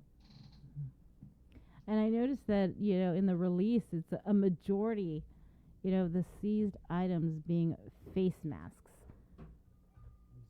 That's right. But what are we talking about? Because I know I've purchased a few Chief, I don't face know masks. if you want me to. Should I do a citizen's arrest right now in Sabrina? Because Hey, I don't know. I was She was like, hey, I wearing. like these. She These are was nice. wearing an LV mask. It could have been authentic though. I don't know, but it was an LV face mask. So what do I got to do? Do I got to cuff her? Yes, what we found out with the masks there, Sabrina, is that when there's some of this masks that are imported, they call it back to back, so they won't show the items that are listed under violations because they'll have the different design in the front, but when you open it up and you switch it, then you see that it's using a name brand on that particular mask. So they're putting the design to each other. So when you guys open it, all you see is the backside. Oh, smart. That's right. That's true. Wait, are you saying I could get in trouble for purchasing this if I had no idea? I can hear you. Say again, please. Are you saying that I could get in trouble for purchasing these items if I had no idea that they were, illegal? Well, actually, I'm pretty sure that, and I can't tell you whether they have information that is counterfeit, but they should know better. And if you're buying a product, you should ask and find out whether this is in violation of the Trademark Counterfeiting Act. And that's what we're coming across with the shipments up at Cargo. So it's on the customer, Chief. So Bree, at any time when you purchased the said mask that we're discussing, did you at any time inquire with the vendor of the mask whether or not it was in fact a legitimate item? No, I did not. No further questions, Your Honor. I just purchased them. I was like, these are cute. Let me go get some. And so what is there a penalty, Chief, for the breaking the law, right? Or do you guys just seize these things and then that's it? Well, if the items are listed that it's counterfeit, then of course it's going to be intercepted at Cargo, and that's what's been happening. A lot of the passengers don't know that these are in violation, and once the officer come across the items, then that's when they question them and let them know that the product that they're bringing in is considered counterfeit. Wow. And this is only 23,000 or so, and you've got 19 pending cases over at the AG's office. How long have they been pending? Well, actually, we forward these cases down to the AG for their review and disposition, and that's where we're at with these products, and that's why we're making this known to the general public, to include the importing public, that the items that are being brought in are counterfeit and they are an infringement of the Trademark Counterfeiting Act.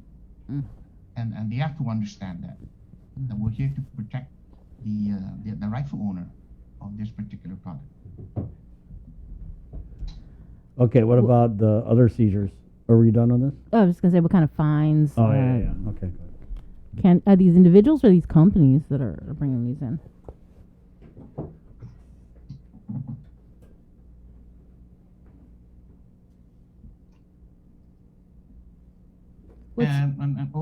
Chris, for your information, and I'm pretty sure that you saw the media invite here, that we're making this available at 10 o'clock today at our Cargo office up here at back here for the media to view and see what's happening with all these particular items that are being brought in that are in violation of the Trademark Counterfeiting Act.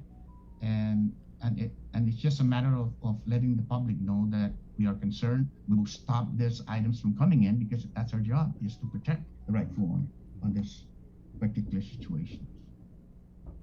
And what's the fines? I'm sorry, what were the fines and fees for this violation? I'm sorry, but I cannot hear you. What are the fines and fees for this violations of the copyright law, Chief? Okay, actually, right now we're not finding the rightful owner, but we do have a new manifest bill that is out the rules and regulations are being promulgated right now, and that's when we're going to start imposing penalties on these items that are coming in. And you guys take this serious, right? Because it's kind of like it's almost like a joke. Whenever you go to the Philippines, you come back with some like, Marc Jacobs or, Louis Vuitton. But it's something that your agency takes very serious, huh, Chief? Yes, especially we've been very active with Louis Vuitton because they do have a representative here on island that will follow this particular matters up and provide training to our officers to ensure that they protect your products that are coming in. And that's one of the items that's prevalent, and what we're seeing is that a lot of these products are either coming in from Korea and to include the Philippines.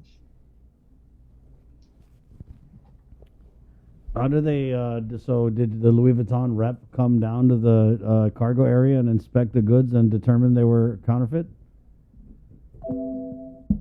Or you guys just knew? No, what happens is that if the officers have any question concerning the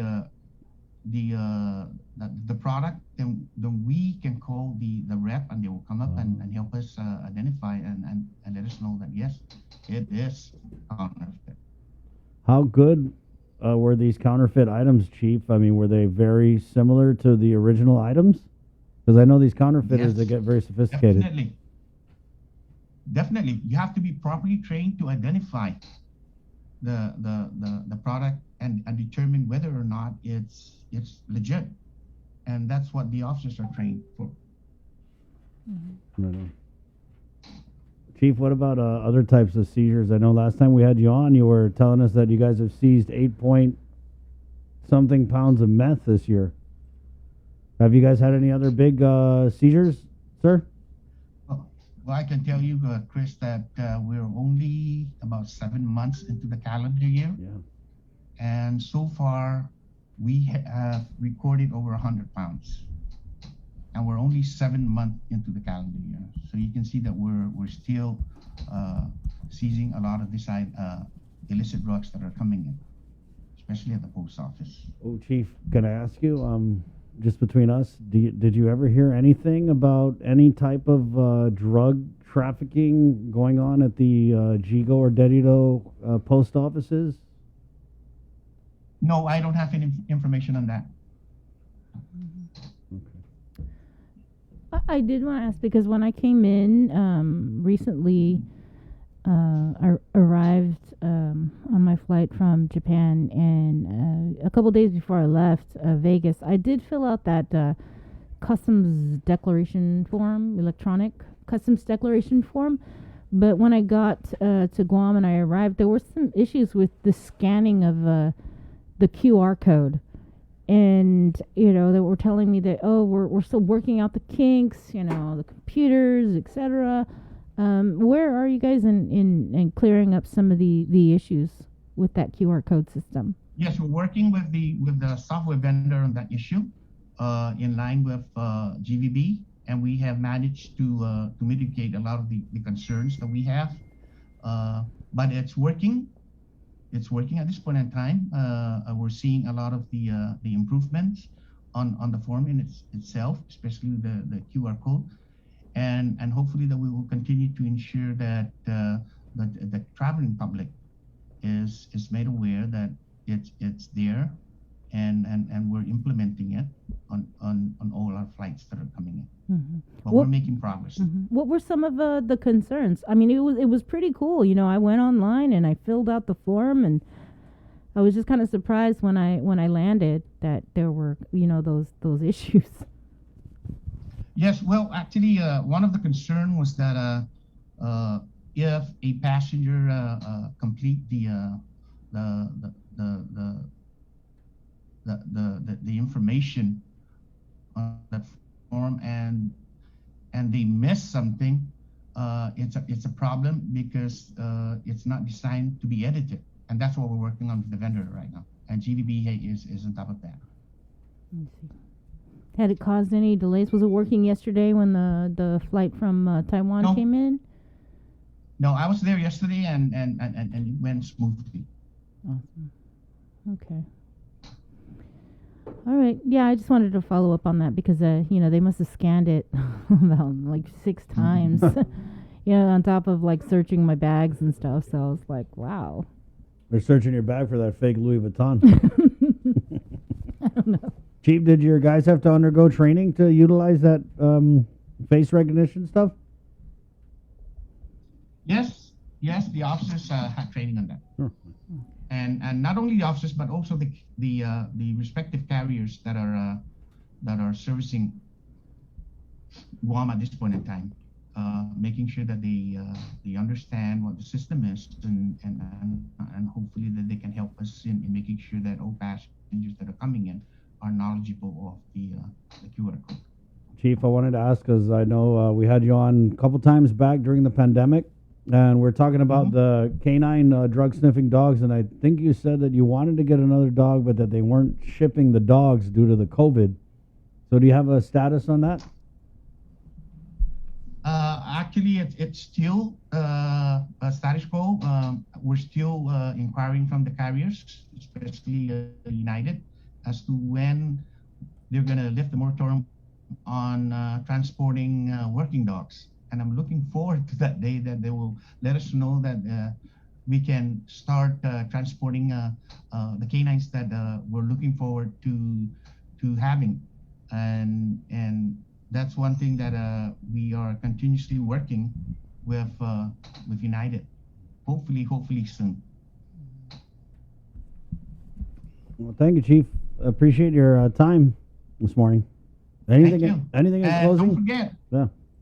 You're invited to the air cargo where we're gonna do an inventory and presentation of all of this counterfeit products that are being seized up at cargo. Nice. All right. Okay, Chief. Let me Thanks, know Chief. because my girlfriend's birthday is this weekend, and if you want to slide me one of those Louis Vuitton bags on the side, I'll meet you at In-N-Out Barbecue. Thanks, Chief. Hey, might as well get into it. You're wearing the Louis Vuitton counterfeit mask. Yay, easy. Easy there. And you know what? I actually have run into the chief In-N-Out. Yeah. I've talked to him a few times. Yeah, he loves some barbecue. Jason's an In-N-Out barbecue fan. Thanks, Chief. Take care. Right on. 9/11. Let's take a break, guys. We're coming back. Get ready. We're going to get some classic Jason Solis as the University of Guam, our new friends at the University of Guam. Beginning of a beautiful relationship. Our friend Lawrence Camacho, Miss Joanne Sudo, and the Triton ambassadors, and we're also getting the UOG athletic director, Mr. Doug Palmer, on here with Jason Solis, talking about UOG athletics. Right, Jay? Yes, sir. Right on. Long history up there at what we call Triton U of really, really high caliber sports play and everything like that. And it's already back, and we're going to take this thing all the way. You know that one of the, maybe you could talk about in the interview, they actually did like a Triton Hall of Fame now. Yeah, we're going to talk about that too. That's pretty cool. Yeah, it's amazing. And then also coming up on the show, that's not really a Harley sound, right? It's like that is not a that's the furthest thing from a Harley. That's like a moped. Okay, sorry. Well, we're getting Guam Hogs on to talk about Christmas in July. Bing, bing, bing, bing, bing, bing, bing, bing, bing, bing, bing, bing. That's what you sounded like. Okay, thanks. It's 9:12. Good morning. Are you tired of Do waiting you in feel line? like you're missing out on something? Make life more rewarding with Pacific Points. Earn and redeem points for bill rebates and free load at IT&E, discounts on fuel at Shell, vouchers at Foodies, and United Mileage Plus miles. You can even pay with Pacific Points at IT&E, Shell, and Foodies. Pacific Points. Do more, get more. I decided to get vaccinated because I knew that it was the only way to keep myself, my family, friends, and everyone safe. And it was also my way of contributing to the fight against COVID-19. And I also encourage everyone out there, and especially those in the FSM communities here on Guam, to do your part and get vaccinated. My name is Victorious Flan, and I am a proud member of the vaccination. Join the vaccination. Scan and plan. For more information, go to KUAM.com. Brought to you by American Medical Center, your partner in healthcare.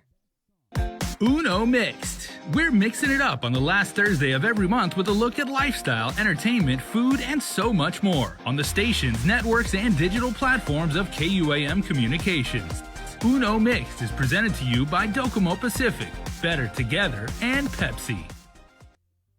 Looking for TV schedules, upcoming sports, or special presentations, or what you may have missed over the busy week you had? Well, look no further than KUAM Digital Digest. This weekly emailed newsletter puts all kinds of information in the hands of subscribers each and every week. Just subscribe and we will make sure you keep up with your favorites and stay informed and entertained throughout it all. Go to KUAM.com, click on the newsletter tab, give us your email address, and you are all set. Brought to you in digital partnership with King's Restaurant and Ruby Tuesday Guam. It's the KUAM Digital Digest, your weekly guide to the latest information and best entertainment on the stations and platforms of KUAM. The relationship between Guam and Manila, Philippines is undeniable as we share similar cultural traditions, history, and heritage. With generations of Filipinos calling Guam home, KUAM presents a monthly look at the capital city, featuring in-depth and engaging interviews on everything from medical tourism to new business and government leaders. Veteran newscaster Nestor Lecanto delivers Beyond Our Borders. This special program is brought to you by KFC. GU Self-Storage, conveniently located near the Harmon McDonald's. We offer affordable rates, online payments, and auto bill pay for your convenience. Plus gate access daily from 6 a.m. to 9 p.m. Call us today at 648-7867 for more information.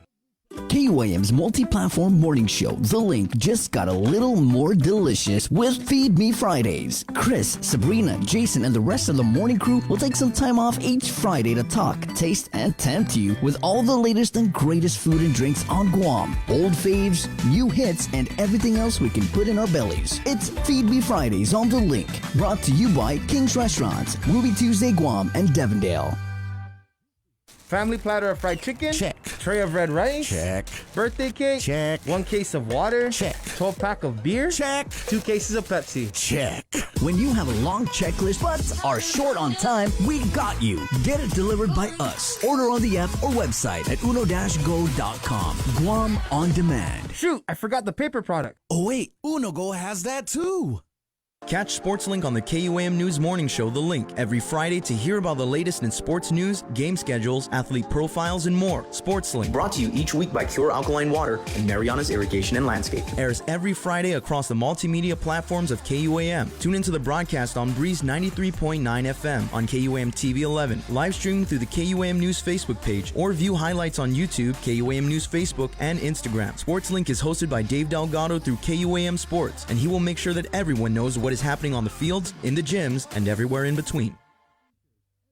June makes the best malasadas in Hawaii, a fact not lost on Daryl, whose brother Byron is cooking the onaga he caught at his secret fishing spot with his girlfriend Malia, who used to work for the Shave Ice Guy, whose second cousin Vince drives the school bus ridden by Calais, whose auntie makes the best malasadas in Hawaii.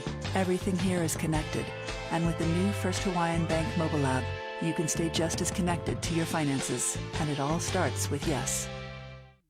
After a year with so many games and events delayed or unplayed, the world is ready for anything and everything in the world of sports. KUAM Communications is ready with more games, more championships, and more specials that are guaranteed to bring out the fan in you. Don't miss a minute of gameplay from NBC on KUAM TV 8 or from CBS on KUAM TV 11. Every month, we'll bring you the action and excitement. Brought to you locally by Michelob Ultra, Superior Light Beer, Mariana's Irrigation and Landscape, and Docomo Pacific. Just more great reasons to tune in and turn on so you'll fall in love with TV again with the best from KUAM Communications. Catch SportsLink on the KUAM News Morning Show, The Link, every Friday to hear about the latest in sports news, game schedules, athlete profiles, and more. SportsLink, brought to you each week by Cure Alkaline Water and Mariana's Irrigation and Landscape, airs every Friday across the multimedia platforms of KUAM. Tune into the broadcast on Breeze 93.9 FM on KUAM TV 11, live streaming through the KUAM News Facebook page, or view highlights on YouTube, KUAM News Facebook, and Instagram. SportsLink is hosted by Dave Delgado through KUAM Sports, and he will make sure that everyone knows what is is happening on the fields, in the gyms, and everywhere in between.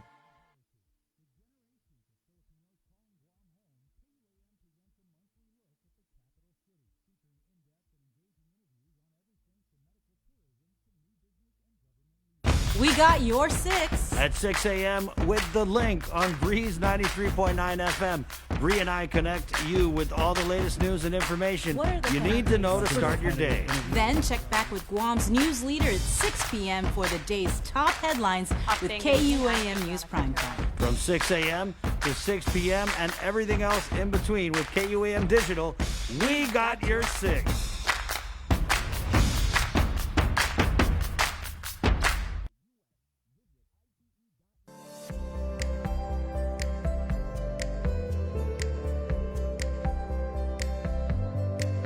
Chris and Sabrina with The Link.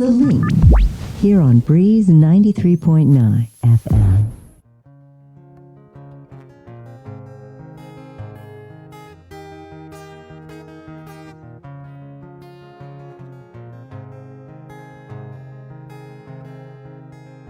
Imagahaga mesuni famagunya.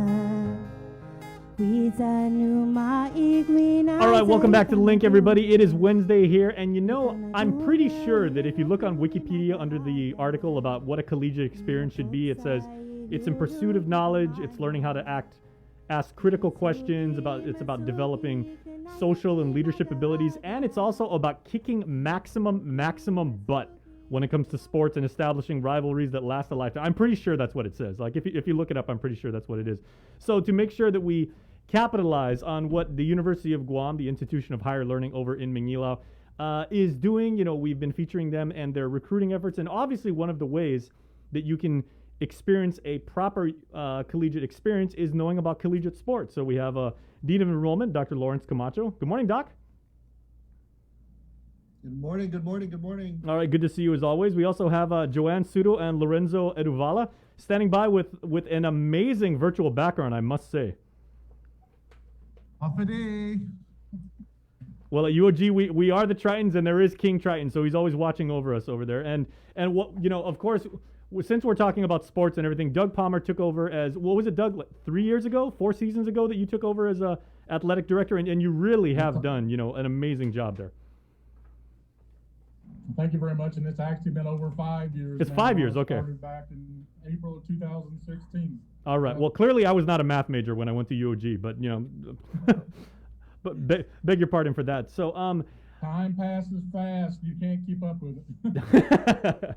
So you know, we were talking at the top of the show, and you know, the athletic department at UOG. I mean, it's not just been, you know, there's been this this return to, you know, school spirit and everybody really proudly wearing the green and white as you guys are right now, and you know, really instilling that spirit of, you know, well, let's build a championship mentality in all sports and everything like that. But I'm old enough to remember when I would go like to sports events as like a little kid, and UOG was like the dominant program in football, in volleyball, in baseball, so many different sports and everything like that. And these are guys who, you know, men and women, I should say, who went on to, you know, being some of the legends of Guam sports, and a lot of them honed their craft like at UOG. So how do you guys build on that legacy and, you know, add to that history?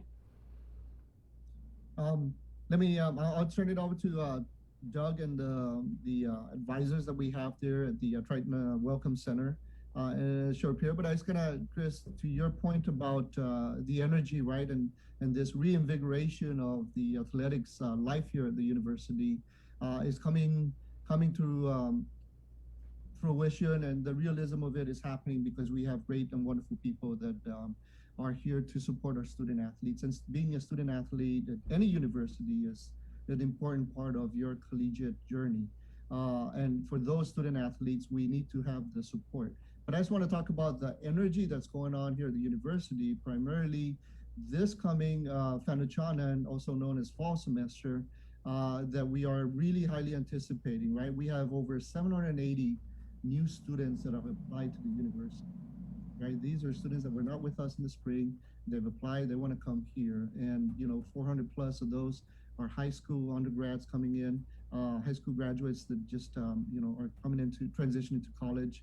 We have transfer students, we have graduate students, and then we have returning students, about 90 of them that are returning after leaving UOG for a period of time.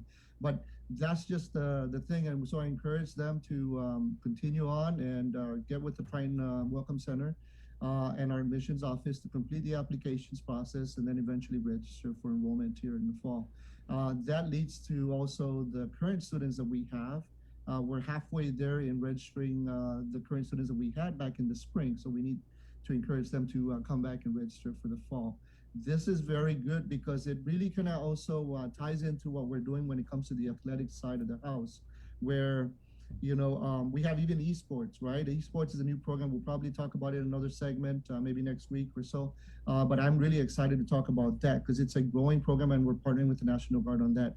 Today we have job fairs that is hosted by the university. Again, all tying into, and then we're going to transition a good segue now to the athletic side of the house, because here at the university, besides the academic rigors that you're going to participate in and the quality of academics that you're going to be getting out of our wonderful university, is that student life that we're trying to kind of make sure is there for the wraparound and all that type of support for the students, but that life is important and engaging the students that way. And what better way to do it than through the athletics program, right, and recreation. And Doug has done a fantastic job, as you alluded to, and I'll have him just kind of talk about the many things that he's got going on when it comes to the university, because I'm excited. I'm excited to be down there at Paseo Stadium pretty soon to start a baseball program again, and women's rugby, and I'll have him talk now about all those things. Mm-hmm. Hi. Well, going back to the question, Jason, is number one thing we're trying to do is actually showcase our history. We started the Athletic Hall of Fame 4 years ago, and now we've put in we've got 3 classes in. We got 2 classes waiting to get put in back in October, and we've got what we call the Wall of Fame in our lobby area, and we also just dedicated our Hall of Fame conference room. There's actually part museum that several of the Hall of Famers were able to put in items. We got John Borden in some jerseys and some things. Dave Nelson put in a couple of baseball gloves, some baseballs and things when he played baseball here. So we have several items in that room at that time to set the foundation of recognizing our history, and hopefully that carries over to the teams now that, hey, I can be part of this Hall of Fame one day, so I really want to have a good athletic career at UOG, try to win some championships and be very representative of the university when we go out there and play soccer or basketball or baseball or women's rugby that we're just adding for this next year. So we're trying to build on our history and educating our current athletes and future athletes to what you can be at the University of Guam, and you can be in this Hall of Fame and basically hopefully hang around the university forever after that. So and Doug, I'm sure. Trying to do. Yeah, Doug, given your deep expertise and in running collegiate athletic programs, I'm sure you would agree that although a lot of people think it's about the intercollegiate experience and the competition and the life lessons you learn from that, especially like at a place like UOG where everybody knows everybody else.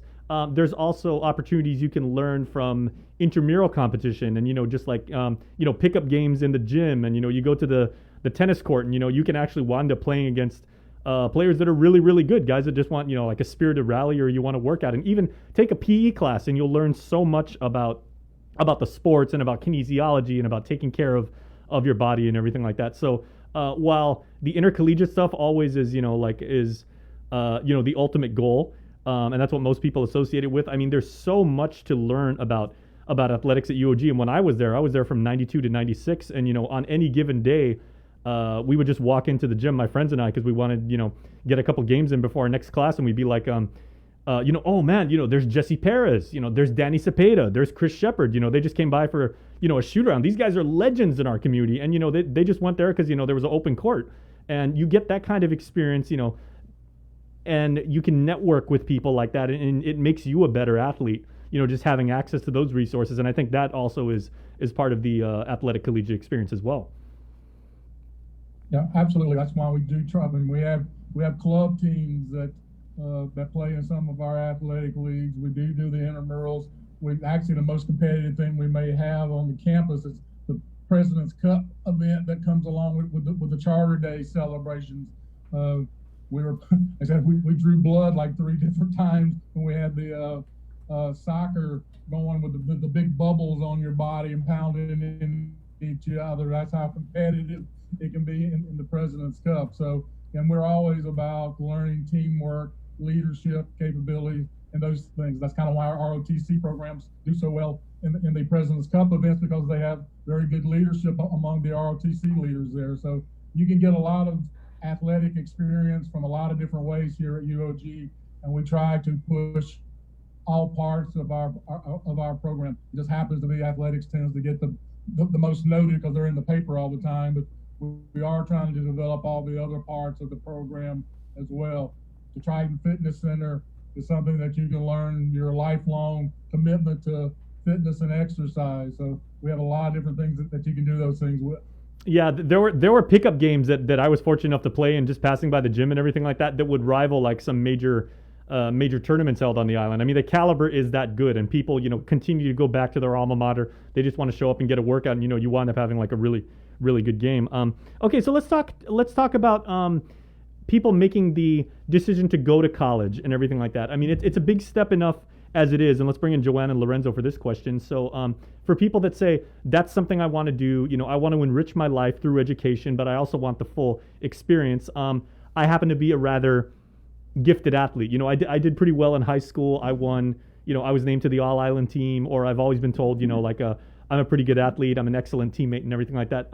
Guys, what type of opportunities can they use those skills for if they want to have a chance at succeeding in college? Okay, first and foremost, it was just like perfect timing. We've been getting an influx of a lot of emails from students that are our all-star teams. Everyone wants to come on campus.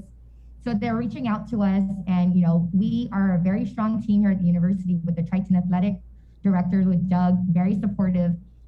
People looking for scholarships, and they're very proactive because not only are they applying, they're trying to get the holistic college experience, and that's where we set them up and link them over to the Triton Athletic Center so that we can create these teams and expand the sports offerings that we currently have. So, we just do our best to get them indoors, give them the resources, give them the tools so that they can work their way around the college system and just understand it's not all academics. We are here because they're young adults. They want to do everything that they aspire to do, and we don't want to steal them, from that dream. So, the Triton Athletic Center, the Triton Welcome Center, we even have our Advisement Center. We're here to help them from start to finish, let them enjoy their college experience, and, just make them feel the normalcy of us getting back into gear August and getting that whole rounded feel from the university. And to add on to that, to what Ms. Studo was saying, is that we are transitioning ourselves back into face-to-face. So we're accommodating all students, current students, prospective students. They can meet with us face-to-face. We also do virtual live Zoom sessions where the time frame for that is Monday to Friday from 8 to 5 o'clock. So we're here, open door. Students come in, we help them with the admissions application, financial aid, going to advisement, and registration. Mm-hmm. And I do want to debunk one myth, guys. I would be remiss as an alumni if I didn't help out with this. And I don't know who years and years ago started the rumor that they say if you major in physical education, that's a kickback major. I don't know who started that, but whoever did that was a damn liar, because I've known like statistics majors and computer science majors and guys that taken physics classes. They see the size of the book to take for like kinesiology and anatomy and physiology, and they're like, dude, I'm glad I don't have that class. PE majors are really, really good students, and those classes are tough. Yes, even our School of Nursing is a very stringent program to even get into. So we have our nutrition, what else do we have? Pre-physical therapy. Pre-physical health therapy. sciences. It's intense. So it is definitely not a kickback course. Now, They Doug, said if it's a science, then it's a science for a reason, right? exactly. Very well put, Dean. Doug, I want to come back to you for this next one because I remember you shared with me now 5 years ago, your vision for UOG athletics and growing the program, increasing the competitive caliber, and giving the student athletes like a chance to compete at different levels and see different things. There's the intramurals, of course. There's intercollegiates, and there's club competition and everything like that. But where are you right now with your plan?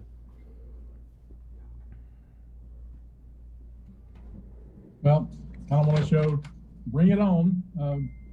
We're having tryouts the first week of August in all 6 of the sports that we're planning on competing in the academic year of 2021-22. So the 6 sports is men's soccer, women's rugby, women's basketball, women's soccer, men's baseball or baseball, men's basketball. So we're planning on having those 6 sports the next upcoming year. We're growing from 4 sports to 6 sports, and hopefully we will add a 7th and 8th sport, hopefully a couple of years down the line. So we're trying to open more opportunities for students at the University of Guam to get to play in sports that they want to play in. It's one of the reasons we added women's rugby, is because it's a hot sport on the island that has a lot of interest.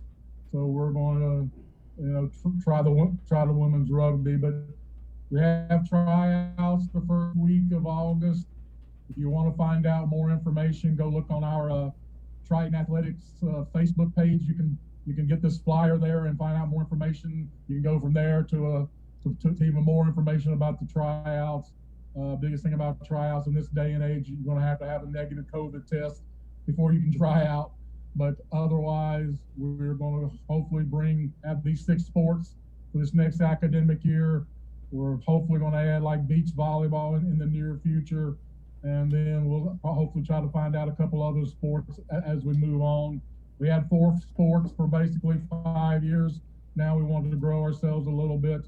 And since we had the year off, we figured this was a good time to try to grow as we open back up now for hopefully another 10, 15, 20 years without an interruption, and get bigger and stronger, help our enrollment, and help give students more opportunities to play varsity sports that a lot of kids don't have the opportunity to do once they get out of high school. We want to bring that to the university so we can continue their athletic careers for at least another 4 or 5 years.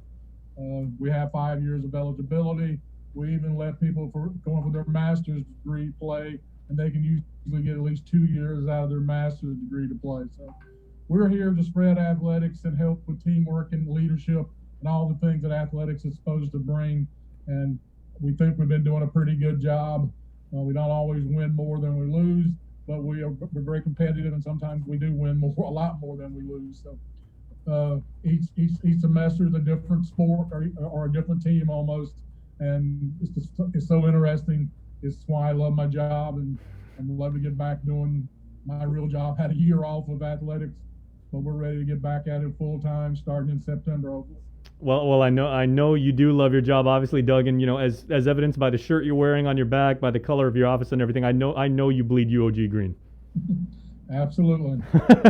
All right. Well, fantastic job. So, Dr. Camacho, we started with you. I want to end with you in this. And the nature of sports is changing. And, you were talking a little bit about the new esports program. And that is another venue for talented young people, or, as Doug just said, maybe people that are getting up in age. But if you have a passion for gaming, if you're good at it, and if you do want to pursue that because it is your gift and everything like that, that can be a venue for you to experience college. So can you talk a little bit about that? Sure. What good universities do, right, is they research and try to understand the generation and the type of students that come in, right? Are basically our customers, and the students that we cater to are the Z generation, and they're technically, savvy with the devices, right? And so we have to meet them there. It's the reason why we're transforming our Triton Welcome Center to a place where you could also do a lot of those things virtually, but at the same time, the in-person is still very important. And that's why we're keeping the traditional athletic side of the house, and in fact, getting it more momentum, but also at the same time, leery about the type of students that we have coming in and the popularity of this thing called esports, which is, tremendous. We've already been competing with, teams from other universities, and believe it or not, I think we beat, as a matter of fact, I think UCLA, if I'm not mistaken, just through a scrimmage on an esports game. And so that's great, and that's wonderful for our students. But back to the traditional sports, the one good example about why we're trying to do this, right? And Doug mentioned how it also helps with our enrollment here at the university. But good universities, again, understand the population, and they try to cater to that. A student from James Madison has decided, and he's from Guam, decided to come back to Guam. They played baseball for James Madison, reaching out to us, found out about our new baseball program that we're trying to bring up this year, and we're happy and excited for that individual, and we're happy to meet the other players as well on campus that are current students or the ones that are coming in from the high school. So Joanne, Lorenzo, Doug, the coach for baseball are out there talking to the baseball players after their games and after their practices to encourage them to come to the university because it's important for them to understand. We're going to help them get into the university. We're going to help them with their academics, and we're going to help them continue on with the leadership experience that they're going to have and that team building type concept that they love to do along with the talents that they bring to our team. So we're excited about all that. All right.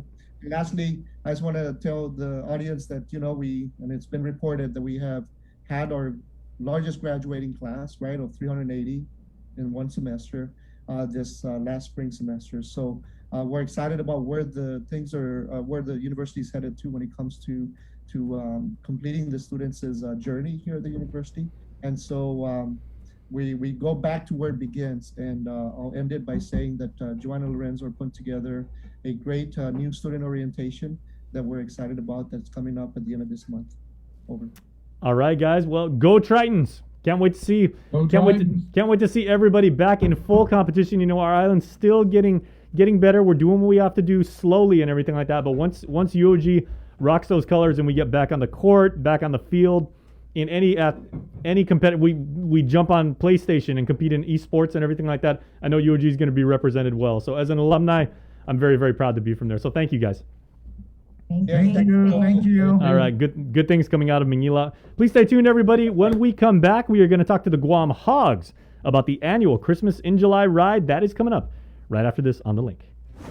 I decided to get vaccinated because just thinking about all the lives lost from COVID and everyone on island that contracted the illness, I realized that I need to do my part, not just to protect myself, but our community. And I also realized we're still not out of the woods with variants that are out there.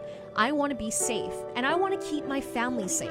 I'm Tyler Matinani, and I'm a proud member of the vaccination. Join the vaccination. Scan and plan. For more information, go to KUAM.com. Brought to you by American Medical Center, your partner in healthcare.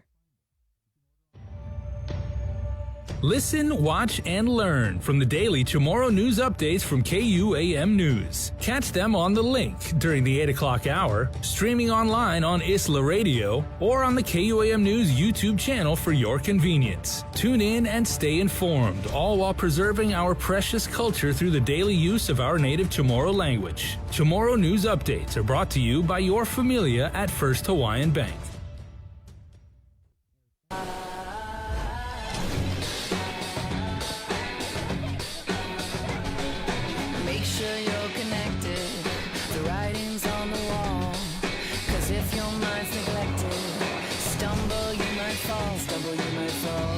Connection is a human necessity, one we need today more than ever. And with the new First Hawaiian Bank mobile app, you can stay just as connected to your finances. And it all starts with yes. Do you feel like you're missing out on something? Make life more rewarding with Pacific Points. Earn and redeem points for bill rebates and free load at IT&E, discounts on fuel at Shell, vouchers at Foodies, and United Mileage Plus miles. You can even pay with Pacific Points at IT&E, Shell, and Foodies. Pacific Points. Do more, get more. Uno Go, delivering meals from your favorite restaurants and more, including delivering sodas and adult beverages from the Bottle Shack. Visit uno-go.com or download the app today. Also follow them on Instagram and Facebook. KUAM's multi-platform morning show, The Link, just got a little more delicious with Feed Me Fridays. Chris, Sabrina, Jason, and the rest of the morning crew will take some time off each Friday to talk, taste, and tempt you with all the latest and greatest food and drinks on Guam. Old faves, new hits, and everything else we can put in our bellies. It's Feed Me Fridays on The Link, brought to you by King's Restaurants, Ruby Tuesday Guam, and Devondale. The relationship between Guam and Manila, Philippines is undeniable as we share similar cultural traditions, history, and heritage. With generations of Filipinos calling Guam home, KUAM presents a monthly look at the capital city, featuring in-depth and engaging interviews on everything from medical tourism to new business and government leaders. Veteran newscaster Nestor Lecanto delivers Beyond Our Borders. This special program is brought to you by KFC.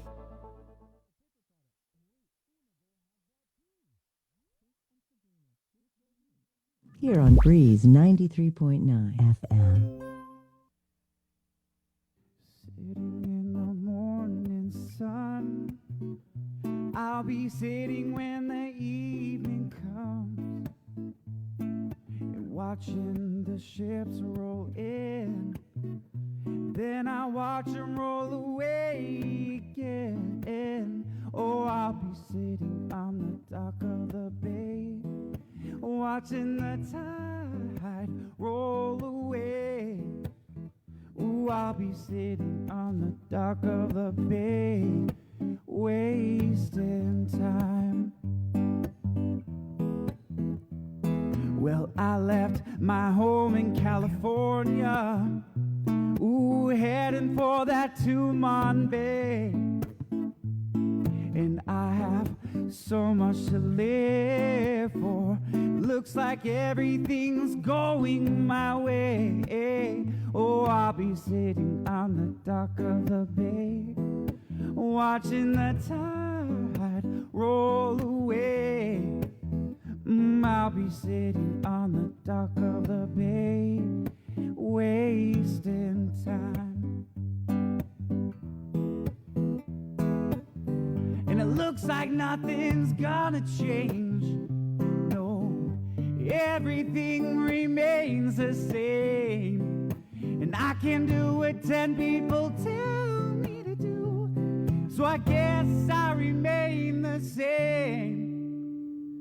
Well, I'll be sitting here resting my bones, and this loneliness won't leave me alone.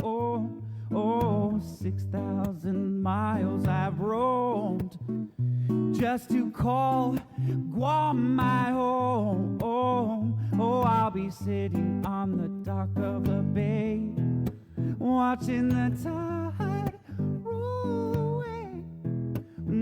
I'll be sitting on the dock of the bay, wasting time. All right, welcome back to The Link, everybody. It is, of course, July, so that means technically the year is half over right now. But you know what that also means? An island tradition is going to happen. And next Sunday, the members of the Guam Hogs Motorcycle Club will be rolling out, as they always do, spreading the goodwill, taking care of our community, being true island heroes. And we got Roro Atta and Jerry Hartwick from the Guam Hogs here in the KUM News Zoom Room. Gentlemen, good morning and half a day. Good to see you guys as always.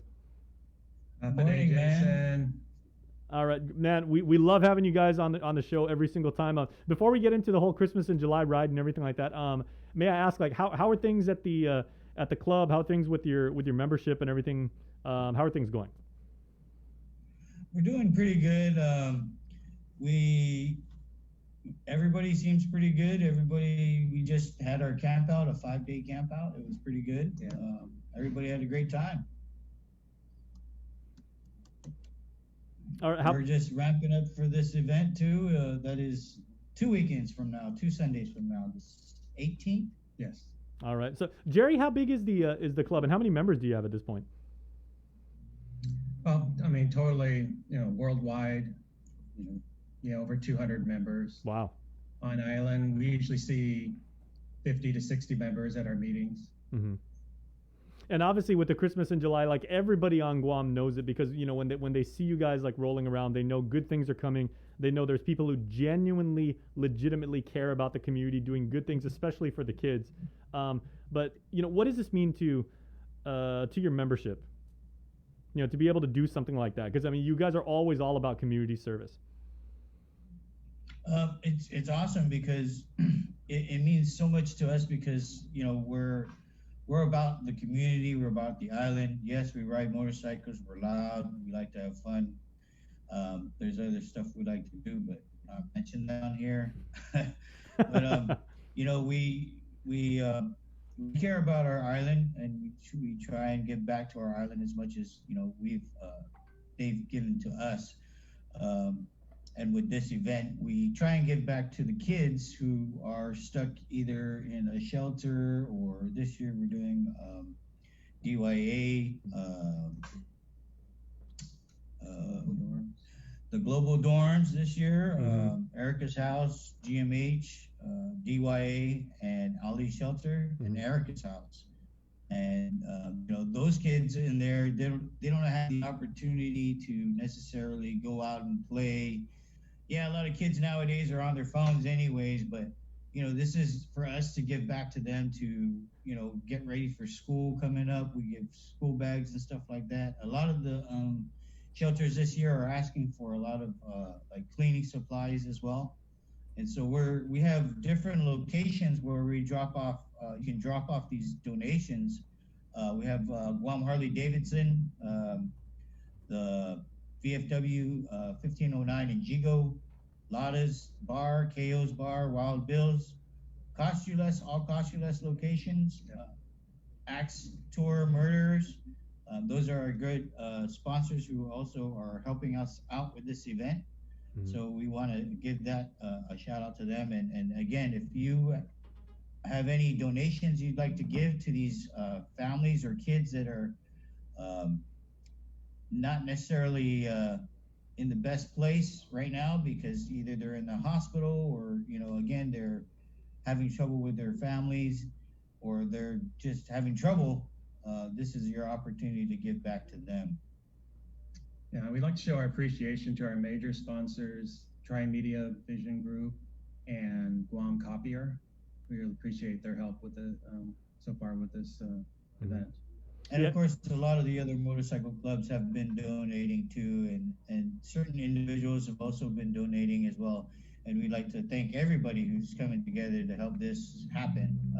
We really appreciate it. Yeah, that's fantastic.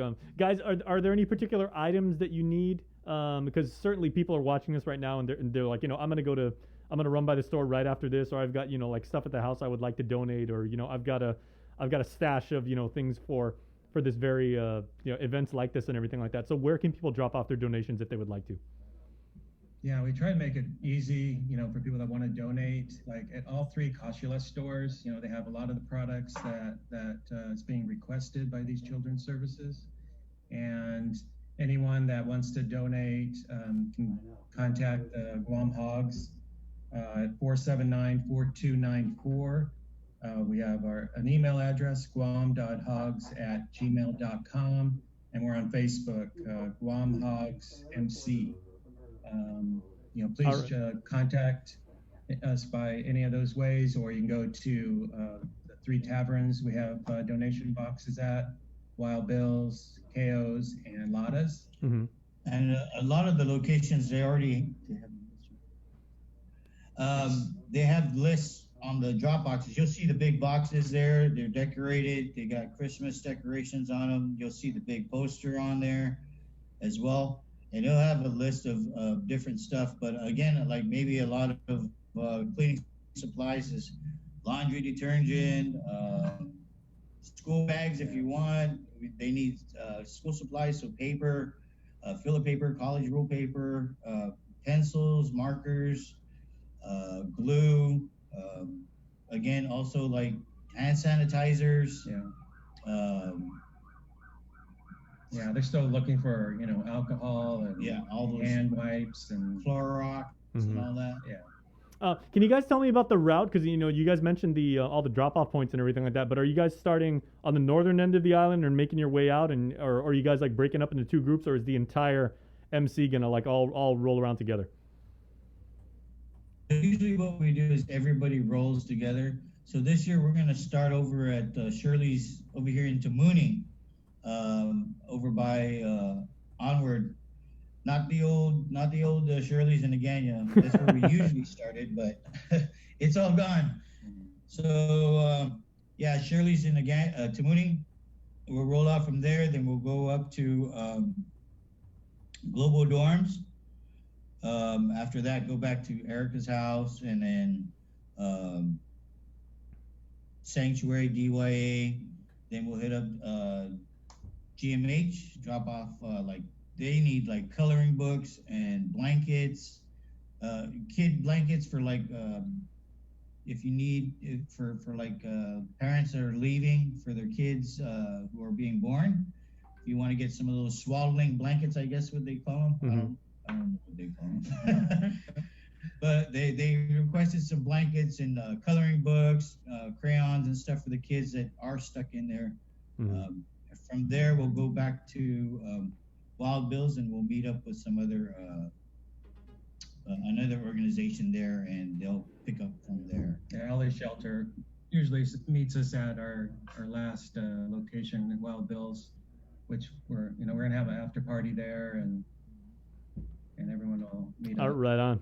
Okay, guys. Obviously, as the saying goes, heroes always come in different shapes and sizes. But when you guys do these kind of events and everything, and the kids, they come up to you and they're fascinated by by the sound of the Harleys and the chrome and the leathers that you guys are wearing, and the fact that you guys are there, and you guys are obviously like a family, and they see the dedication that you guys have. What do the kids say?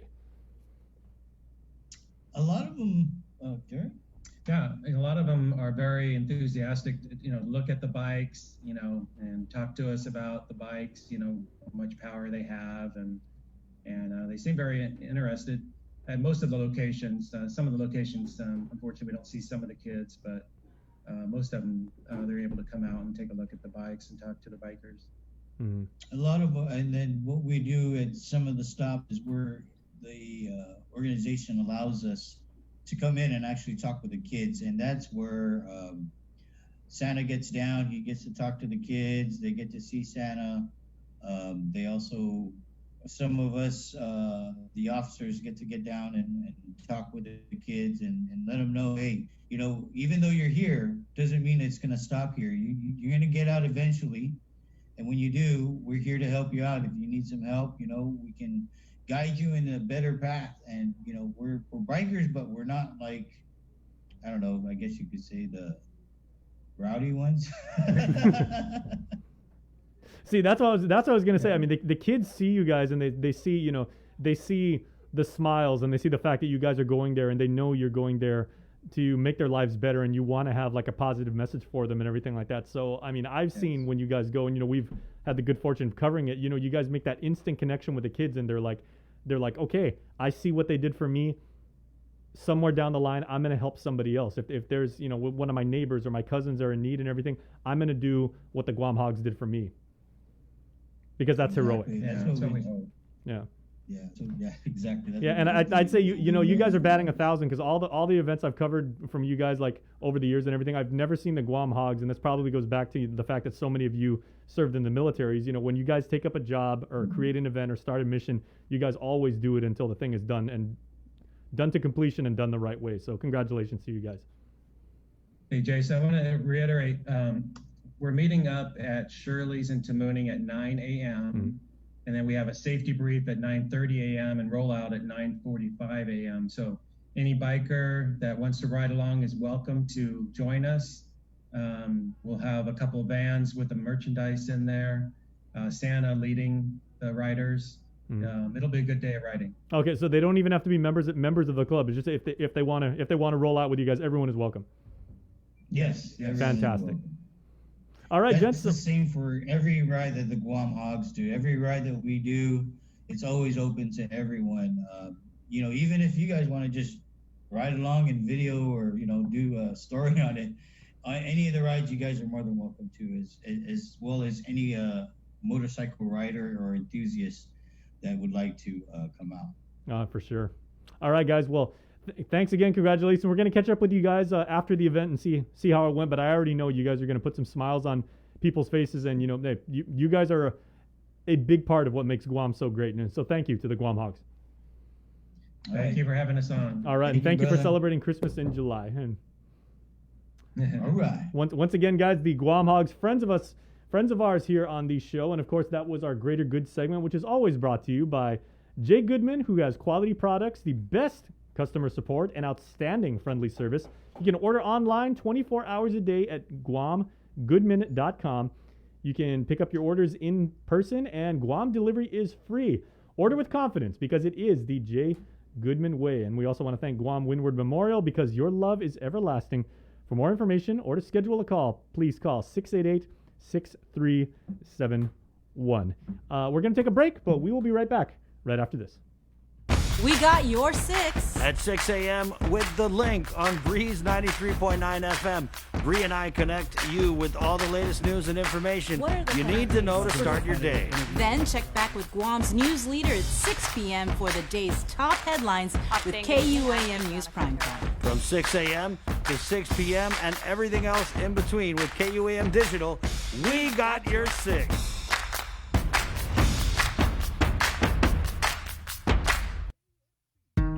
The KUAM Care Force presents The Greater Good every Wednesday on The Link. This special feature presents interesting and informative interviews with community leaders and organization representatives to bring awareness to our residents and encourage participation in planned activities to celebrate. The Greater Good is brought to you by your friends at Jay Goodman, a happiness company, and Guam Windward Memorial. Celebrate life.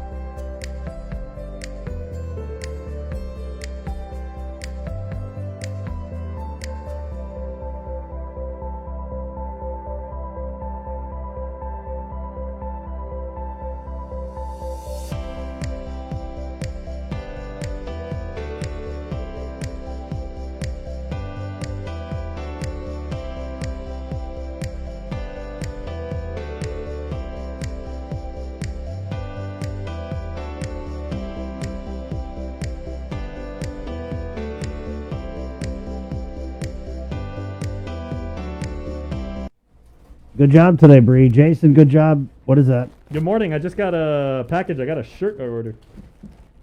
Oh, great. Can we show it on the air? Oh, yeah. Oh, you'll like it because you used to skateboard. Yeah. Remember Bones Brigade? Yeah, I remember Bones Brigade. Paul Peralta. Paul Peralta. That's right, Paul Peralta. I feel young again. There you go. Jay, good job today, my friend. Fun show, man. Yeah, it was good stuff. Yeah, Sabrina. so make sure everybody, good luck to each and every one of you if you entered the Vax to Win promotion. I hope you come away with $10,000 or a new car, which is the Hyundai Mini SUV this week. Bree, good job today. Guys, remember we have that public hearing, Bill 112, 5 p.m. Guam Congress Hall. There's hybrid testimony, I believe, being provided. Right. People are signed up via Zoom, and then and also you can testify in person. But this is just the first hearing. There will be another one. I believe it is July 12th. Right? Same time, 5 o'clock. Yep. Okay. KUAM TV, thank you guys. It's been great. My name's Chris. This has been The Link. Adios. Bye. Happy Wednesday. Right on.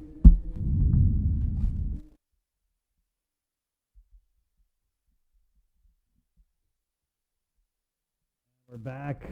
Brought to you by Burger King, where Chicken Fries Friday is back. I love chicken fries. Dude, I really do. They're really good. Really good. You know what I mean? Because sometimes, you know, like the Burger King, the chicken tenders, they're great, but they're a little like wide. The chicken fries are like fries that are made of chicken. It's a wonderful invention. Let's do Cover Me, also brought to you by our friends at Docomo Pacific, and this will close out the show. Guys, miss a link, miss a lot, so don't miss it tomorrow morning. Until then, Sabrina. Bye. Esta, adios.